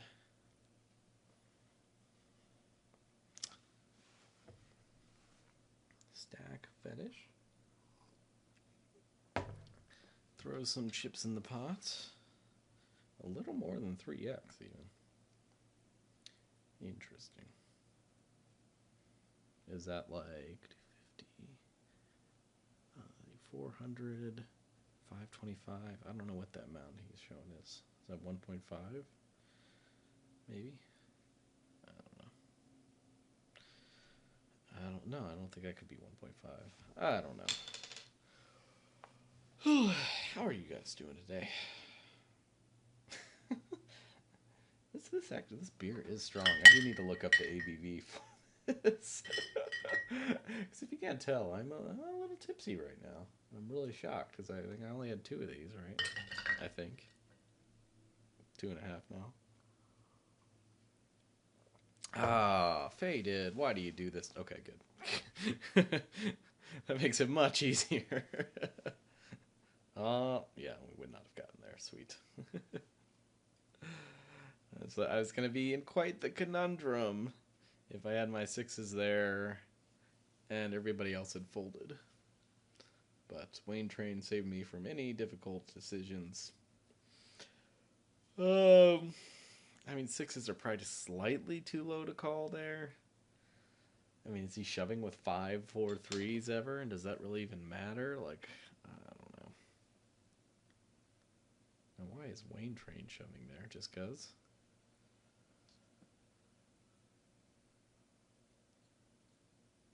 Yep. Yeah, so he made the straight there. That was pretty good. That was pretty good. Give him that. Oh, wait, no, sorry. He made the... What am I saying? He made the pair there. Sorry, I misread those totally. Yeah, this is going well. I'm going to raise here. Not a great hand, but... interesting how often these guys are calling. Make a bet here.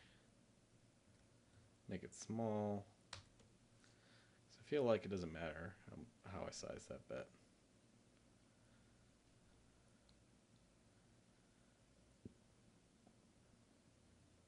And now, I think we give up.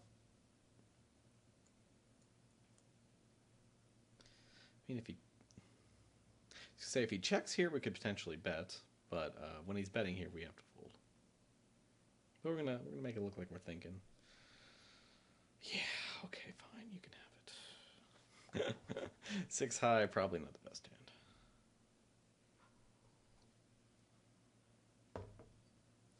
We are gonna raise the Wayne Train.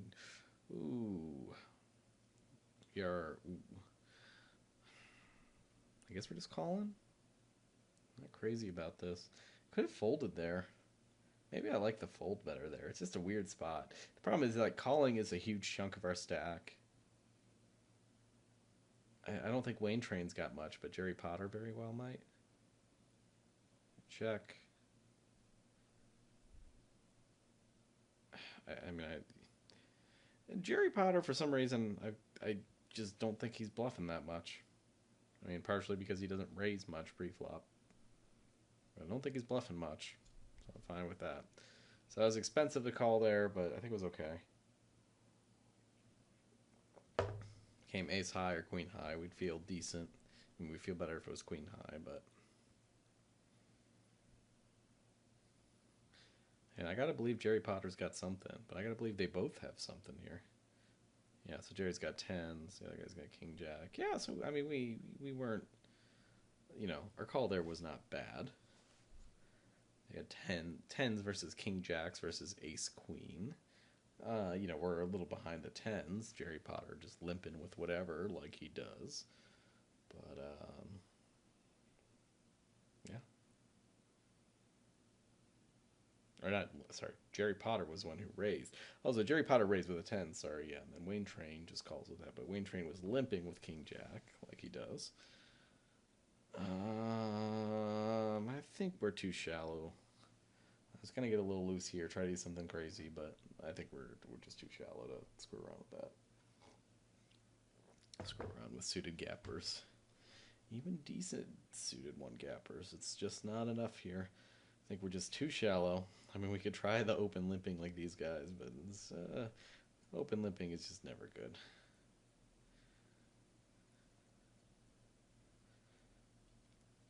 J Pots. We are the short stack here. It's an interesting table dynamic at this point. But right now, I mean, just given our stack size, we just have to be a little bit tight, a little bit conservative. Can't be too splashy or crazy unless we see a really good spot.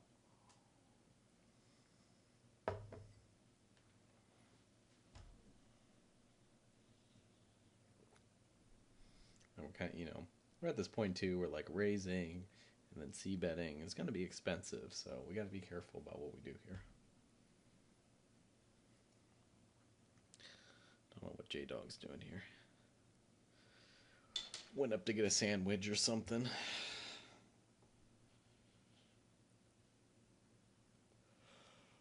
These videos are long. Long. I'm gonna figure out how to spice it up. Have some musical interludes in the middle. We could play some music during these things, but then YouTube kind of complains when you play certain songs and all that. Don't really like that. I usually have music playing when I play poker, but nope. This time we are 100% focused, as you can see. So focused.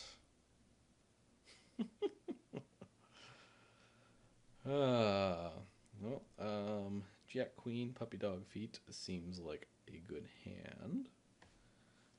But what are these other guys up to? Other than just grinding down the clock here. Is there some reason to be... Whoa.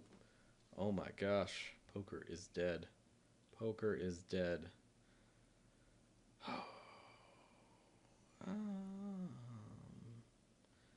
Call? Check. Well, we have one of those cards. So we're going to bet. And he folds. We got some chips.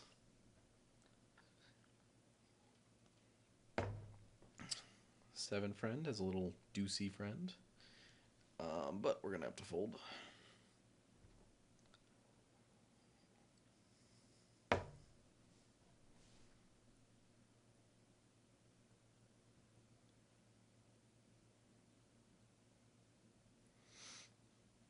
A king, a 4, and a 9.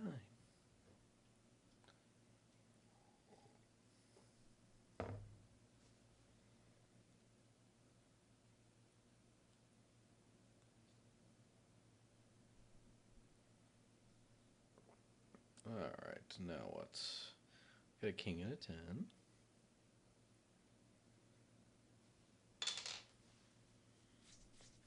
I'm going to go ahead and raise it up. We really need to make it that much bigger. Let's just make it 700.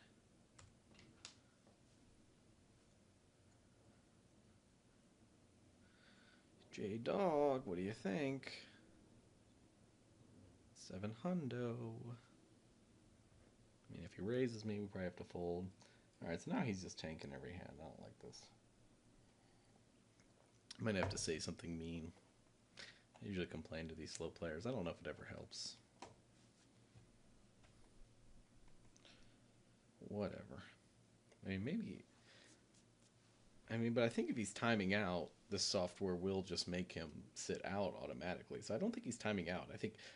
He's going to exact time. I guess he didn't at that time, but he was going to like exact time every other time, which makes me think he's got to be doing that manually. Don't really know why. I was going to check before to see if there was some sort of like cutoff, but I mean, we're still in late reg at this point. So Big Stack has 35k gross. So we're pretty far behind, but you know, we're still in it. We're still playing. You just got to keep playing. Keep doing what you do. See what happens.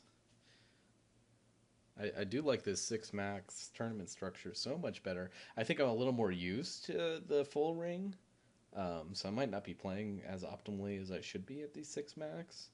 Because even though I play 6 max cash, I mean, tournament is just different from cash, especially when you're like this short stacked for a lot of it. You know, I mean, look at our table. I mean, the biggest stack has 39 big blinds. It's just very different from how you're going to play if you're 100 big blinds deep on a 6 max cash game. So worth keeping in mind. Why'd you have to raise, J-Dog? I wanted to play my queen 3. Now I cannot. We're going to need to be a little more aggressive here. Do a few more steals here, because we need the chips. We're kind of bleeding chips just at the blinds here.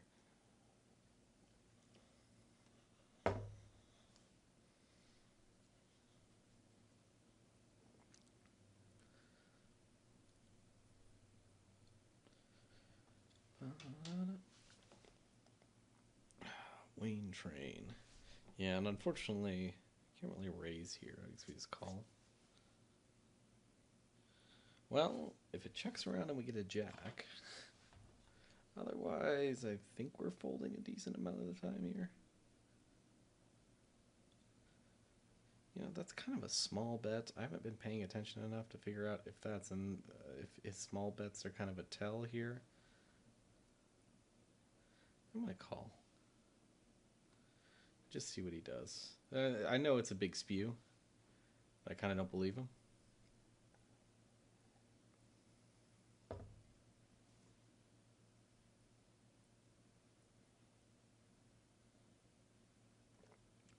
And kind of feel like he's going to c-bet give up.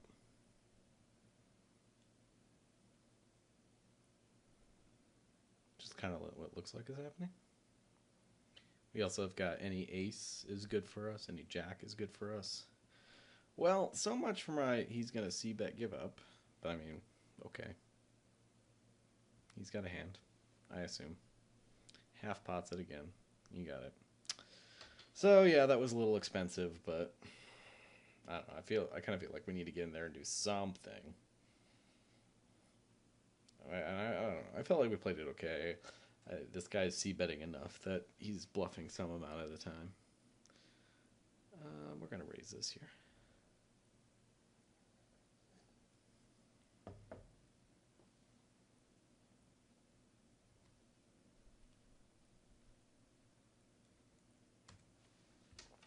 $790 should get the job done if he hasn't connected.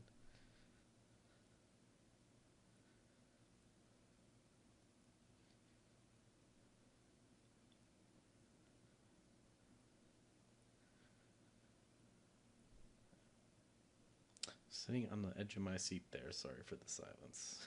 We need those chips, though. Ugh. Ugh. I got to pay a little more attention to what individual players are doing. I mean, obviously that guy we haven't played with very much, so we don't know what exactly is going on with him.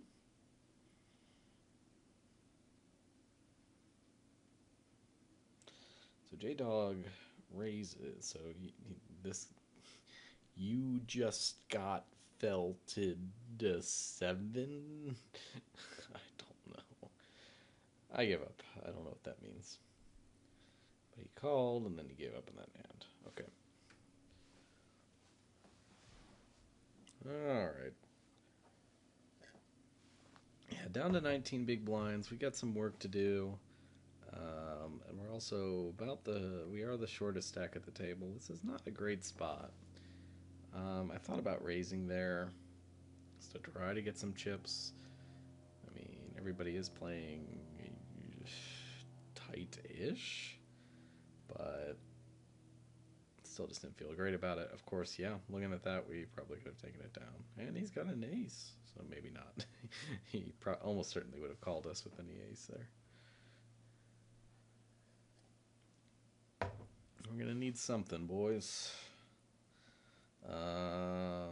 Calling here seems good. 8, 9, 10 jack seems like an open-ender to me. He bets very quickly. Can we just jam on him here? I don't feel great about it. Has he got an ace here a lot of the times? He did raise here. He is pre-flop aggressor. We got a choice between check raising and folding. I think we just call raising and folding. This is not a good spot.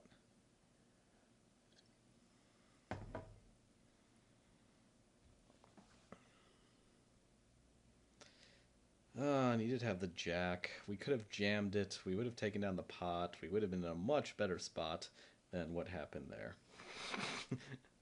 The only word I have for that, ladies and gentlemen, is balls. I really thought about jamming it there. I thought he could have been doing that with a lot of stuff. Ultimately, I didn't want to jam it just because he raised pre-flop, and he's raising so tightly pre-flop that there's a decent number of aces, and he raised... I don't know. I should have jammed it there. I think bottom line, I think the jam would have been fine there. It was the best equity we were going to get out of that hand. Because now we're just in this weird spot where you are jamming it with 8s, I think. 12 big blinds, yeah. We're not going to get many better spots than this. So I think this is okay. I'm fine with that. I think we're going to jam it one more time. I mean, 15 big blinds. It's not quite shallow enough where we need to be doing this, but we can do it one more time here.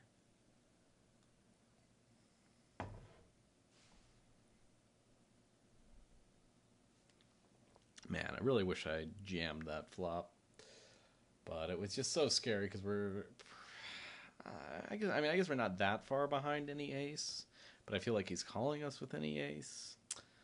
I don't know, but I mean, but still, like, I mean, I guess if you look at this full ranges of hands, there's probably a decent range of hands that there's enough hands where he's folding, and even against aces, we've got enough equity with our open-ended straight draw that we're going to be fine. I just felt like he was calling us with a lot of hands. Basically, any hand he calls us with is going to be ahead of us, I think. Would he call us with the king jack, though? I don't think he would call us with the king jack if we just shoved there. I'm almost certain, I assume he would not. So I don't know. I don't know, but we'll just keep playing. Keep on keeping on.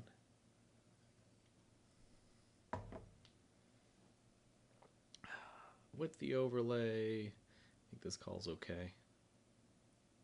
It's not great, but it's not terrible.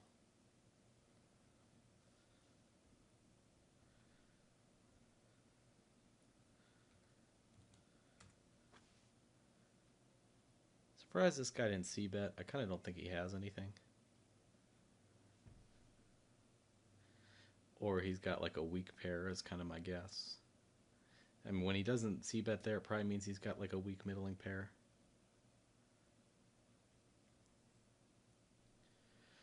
Gah. See, that queen is great, but then it being the queen of diamonds is bad.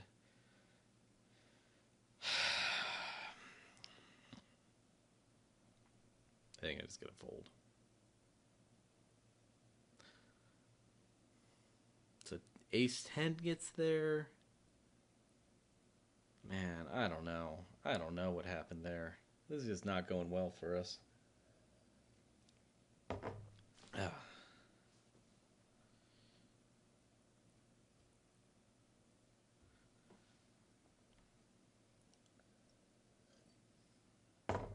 I don't know. I just didn't know what the read was there. Like his hand was played very oddly, and he had to have a few weird hands in order to play it that exact way. But I think there's enough of those weird hands, and I haven't seen enough crazy stuff from him to convince me to do anything other than fold there. But we are getting in pretty dire straits to the point, I mean, we kind of just need to double up now, which is why we're in this sort of shove mode here. So we're slightly deep enough that we don't quite need to be shoving, but I mean, it's one of these things where, like, if we raise, it's a huge piece of our stack anyway. So we might as well just shove, I guess.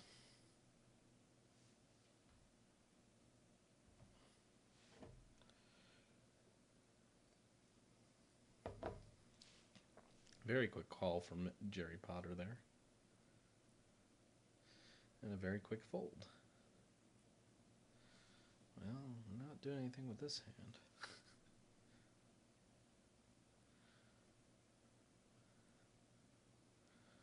Wayne Train calls. Well, we should always play deuce 7. Come on. Mama always said, always play deuce 7. Because you'll hit trips on the flop.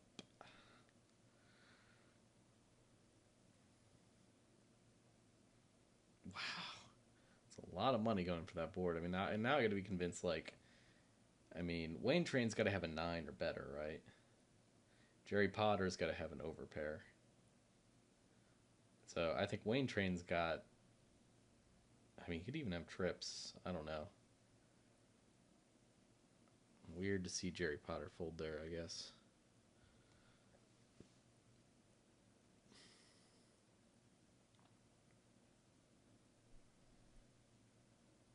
I think it's okay to raise this here in, 6 max. Obviously, if we were playing full ring, I don't think I'd be raising 6 from the under the gun, but here it's okay. But of course, unfortunately, we get enough callers that the 6s just don't look great. And we can't do anything but check here. I mean, we could shove, but God, it's just gross to shove. What's the odds that the king or the 10 didn't hit any of these guys? It's just gross.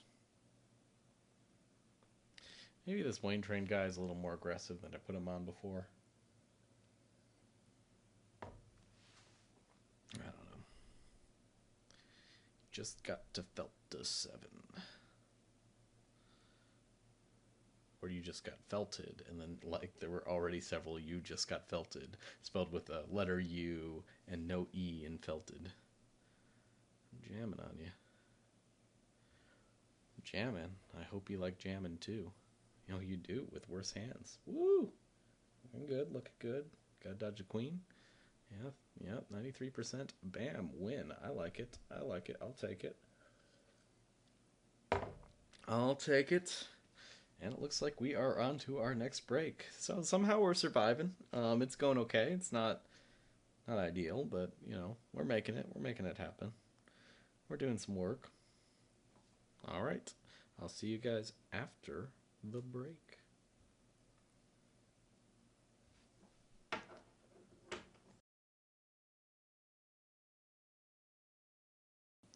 And we're back from the break. I hope you enjoyed your break as much as I did.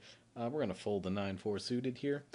I looked it up. The Ophelia Hoppy Wheat Ale, this guy right here, apparently is only A normal 5% for beer, which 5% alcohol is, it's kind of what you would consider the normal middle of the line. Budweiser, and especially like the light beers, Bud White and Light and other things are below that.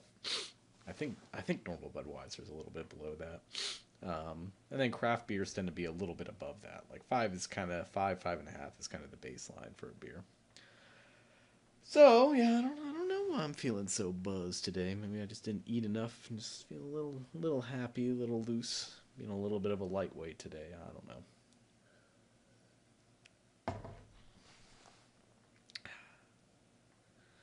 Let's see what's going on here. We've got a 6 and a 10. We're gonna fold that. Yeah, we're doing okay in the tournament. I was checking the stats during the break. We're in 21st place, and the top 40 pay, which is more than the last time I looked, which means people are still buying in. How could you buy into a tournament with 6 big blinds? Why would you do that? Why? It's just I don't understand. You just think you're better at shoving than everyone else? I don't know. I don't get it.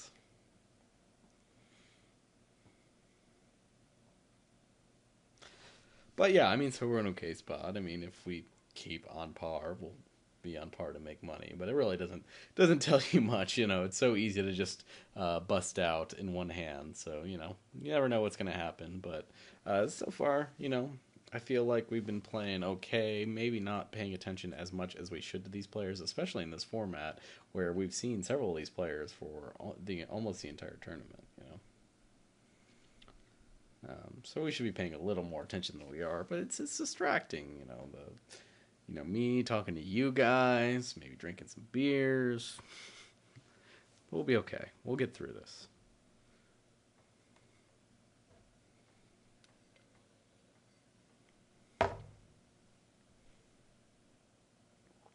I don't think we're gonna let him limp. We got a decent hand here. And we'll take that down. That's right. That's right. I'm not gonna let you just complete there. Come on. Come on. You think this is a game? Ooh, but this guy's way too tight. we sadly just have to fold King Jack here. I mean, this guy is raising 3% of his hands. Granted, we don't have a lot of hands on him, but we've got enough to where that 3% is somewhat significant. And it's just, we're going to get ourselves into so many bad spots playing hands like King Jack. Well, okay. And he makes it eat here. We are just folding. I can't find my mouse. There we go. I'm not drunk, I swear. I just can't find my mouse cursor. Oh, sad flop for us. I mean, well, I don't know if Wayne Train is paying enough attention and is aware that this guy is doing that, but that this guy's that tight. But he folds, man. I wonder if we had the best hand. Dunno.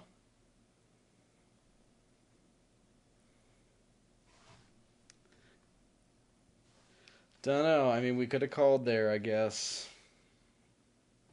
But, well, I mean, it's really hard because he re-raised, right? I mean, it's just so hard to call that.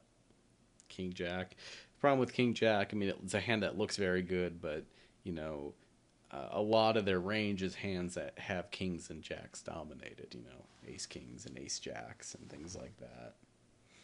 King queen, that kind of stuff. And then various pairs and stuff like that that are already ahead of us.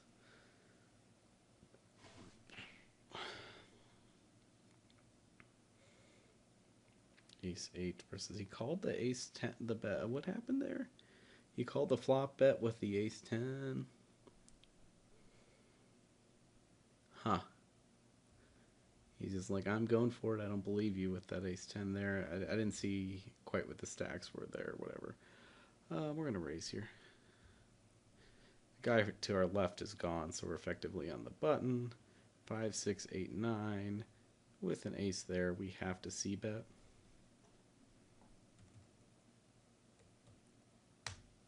And we will. He calls us there. And jams so fast. Well, Fortunately, with 9 high, nothing we can do other than fold. You can have it.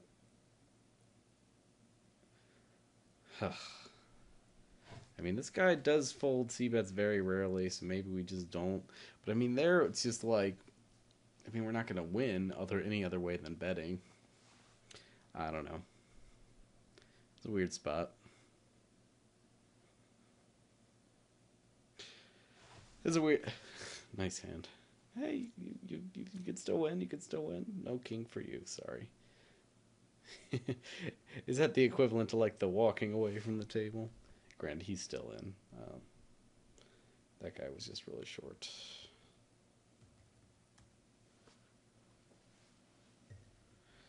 Alright, well, I finished up that beer. I think I'm going to switch to a different beer here. But let's see how this hand goes first. Oh, I was really hoping he would fold there. I could jam here. I mean, what's he going to do? I think he's going to fold enough to a jam here. Yeah. I can make a bet there. It's a big part of the stack, and he maybe decides to do something crazy. But I think if I just jam there, it makes our decisions a lot simpler, and we'll just make a lot less mistakes in the long run. Granted, this is this Jerry whatever guy who's just kind of super tight anyway, so maybe just a small bet would have gotten him to fold. But I don't know. I didn't want to play with fire there. I didn't want to overcomplicate it there. Trying to open my beer. So less people are limping now, which is sad. I like to play with people who limp every pot. We're getting less of that. More tight players who seem okay. Tight, aggressive players. Steve-O, you gonna let me see a flop? No, you're not. Well, 250 was a cheap price for even just a chance to see a flop with that hand.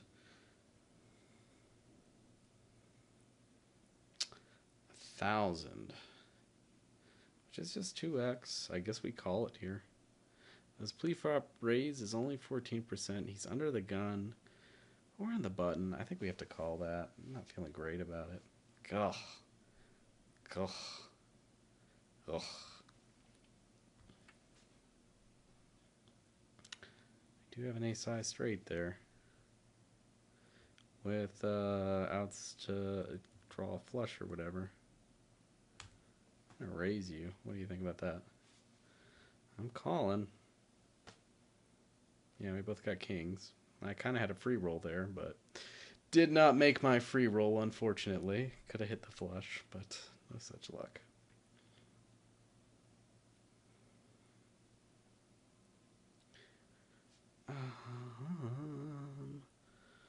We're calling. Yeah, so the next beer I'm going to open... Fuck.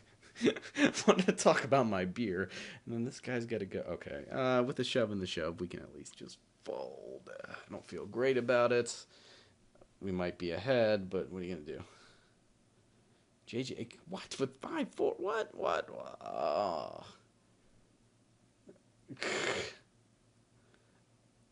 Okay, so he's just done playing, I guess.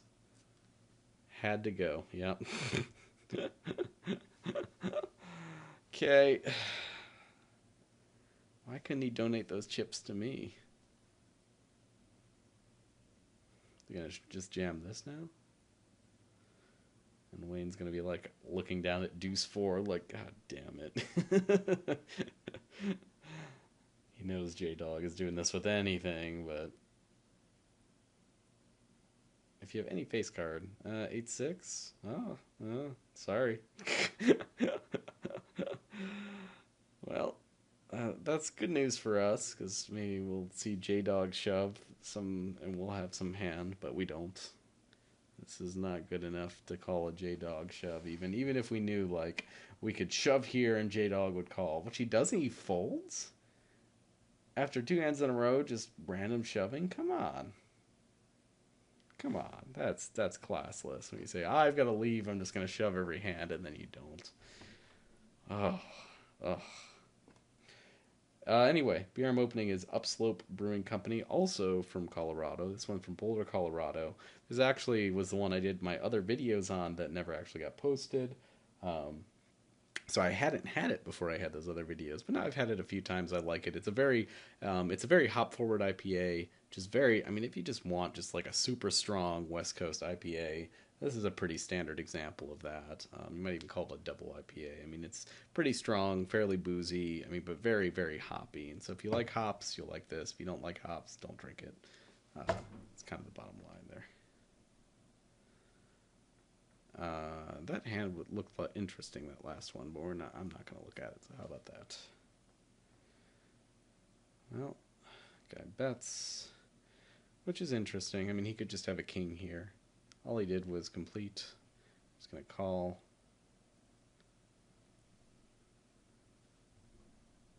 Kind of pretend like we're thinking, but I think all we can do is just call against this particular player.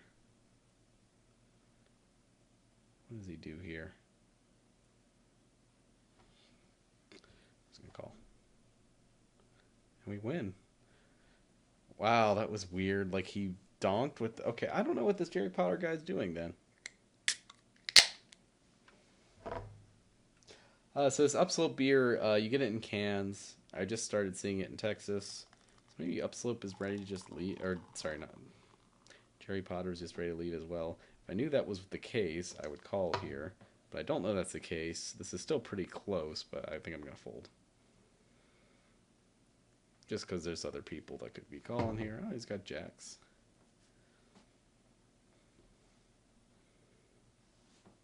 We would have hit trip sevens. That's a shame. But we did dodge the bad equity.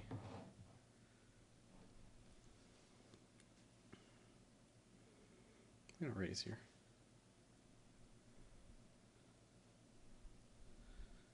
Take it down.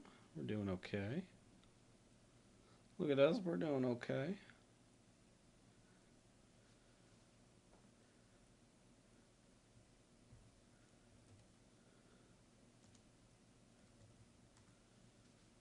He's going to raise it to 14, but I saw how short J-Dog is, and he might just jam over us like he has been. Yeah, we're calling this.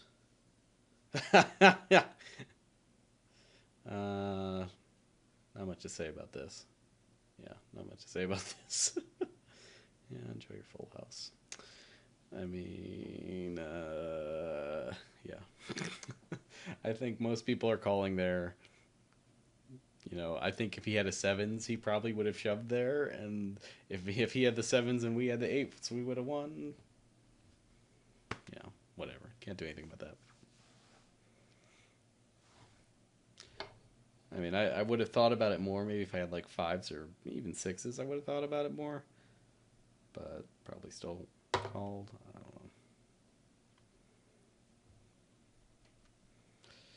don't know. Not a great hand for us.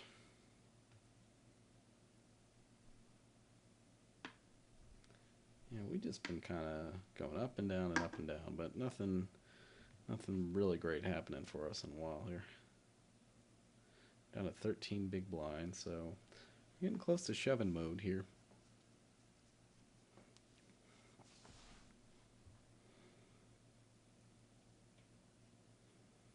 I mean, I think we'll go to war with this hand.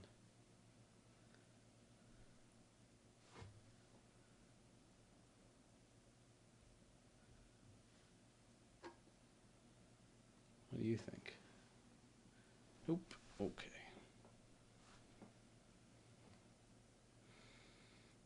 But yeah, this Upslope, very hoppy IPA, seems to only come in cans. We just started getting it here in Texas a bit. Are we deep enough where we can just raise here? I think we can. Also because this guy, the guy in the big blind is so tight that he's folding a whole lot. So raising's pretty profitable there. And our hand's not that bad. I think that was okay. But Upslope, tasty, comes in cans, good stuff. But only if you like the really hoppy California style IPAs where it's just like very grassy, very hoppy tasting.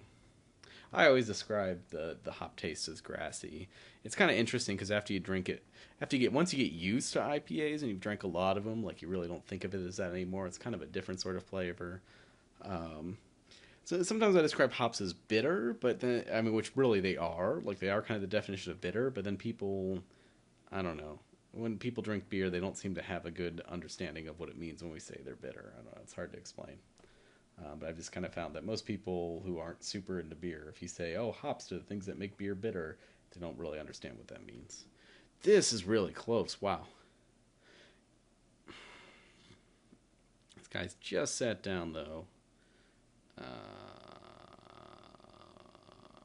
I think we call. Oof, he's got us dominated. Show me a jack. Show me a jack. Show me a jack. Show me a jack. Nope. All right. I mean, we saw 26%, or a little less than we needed, but that's because we were exactly dominated. Because he had, come on. If he had ace 7, we would have been in better shape than that. But, ugh. Gross. Yeah, and that's a big part of tournament poker. If, like, those kind of situations don't work out for you a few times around, then, you know, that can be all that does you in for a tournament, you know. These situations where you look at your whole range and you just happen to have the one hand in your range that's just like totally dominated and gets screwed over. Or you just have a bunch of flips and you lose them. Like winning flips is just a big part of most tournaments, especially big tournaments like these. Down to 13 big blinds, kind of in shove mode again. Not much we can do here. We're going to fold. This guy's just too tight under the gun, raised. I don't think we can try to like shove over him even with a king. Yep. Yep. Would not have worked out for us. This guy needs a 5. Whoa, look at that. Some redistribution of chips there. Lucky you. He's gotten lucky. He had that 8s versus our 7s hand there. And then managed that nonsense. Ugh. Gross. It really wasn't. Well, it was whatever it was. Hands like that are gonna happen. King 4. Gosh, it's just so bad. I'm really tempted to shove there, but I think we're just slightly deep enough that we can wait a little bit longer.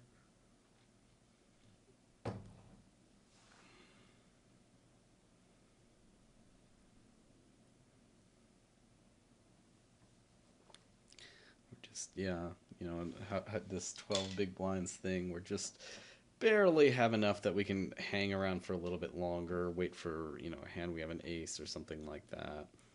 Like even this Jack 10 here, I think we're just going to fold. Could raise it there.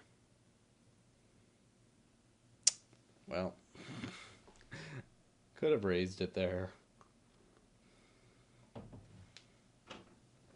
Woe is me. We're okay. We'll do all right. We're gonna get there. I feel good about this tournament though. We're gonna stick it out. We're gonna plunk it along, and we will get there. Positive energy. That's what it's all about.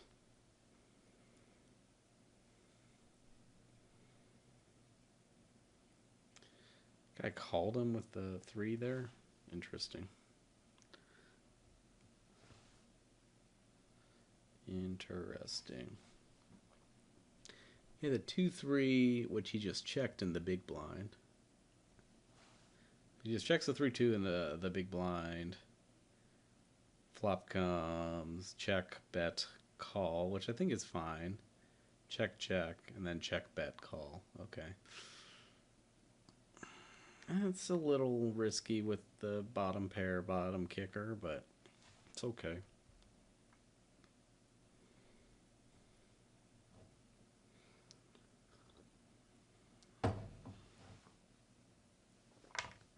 If you just really don't believe Steve-O's story there.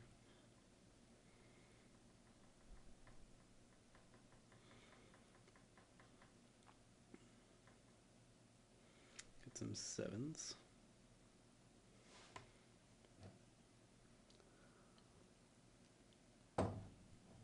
Now the blinds went up.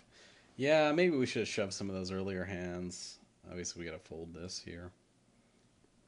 I should have checked and seen when the blinds were going to go up, but I think we should have shoved the Jack 10 and probably the King 4 hand.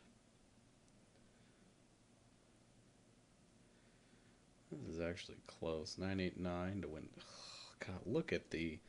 I mean, look at the odds on that.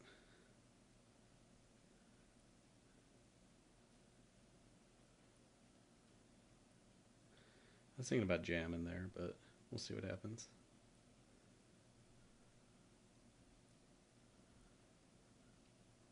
Ugh. Well, I was feeling so good about this tournament, and there we go. I mean, nothing we could have done there other than shove some of those earlier hands. That sucked. Yeah, I don't know. I felt okay about that tournament.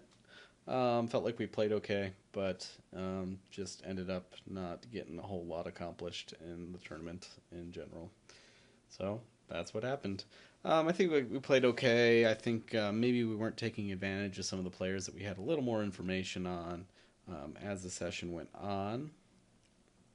But I think part of the problem with this is, even though you think about 100 hands is a lot of hands, we can get a lot of information on players. In the tournament setting, it kind of changes a lot when those players, they start off deep stacked and get shorter and shorter and shorter and shorter stacked. And so all of a sudden, the information you have kind of changes context as you're playing with them.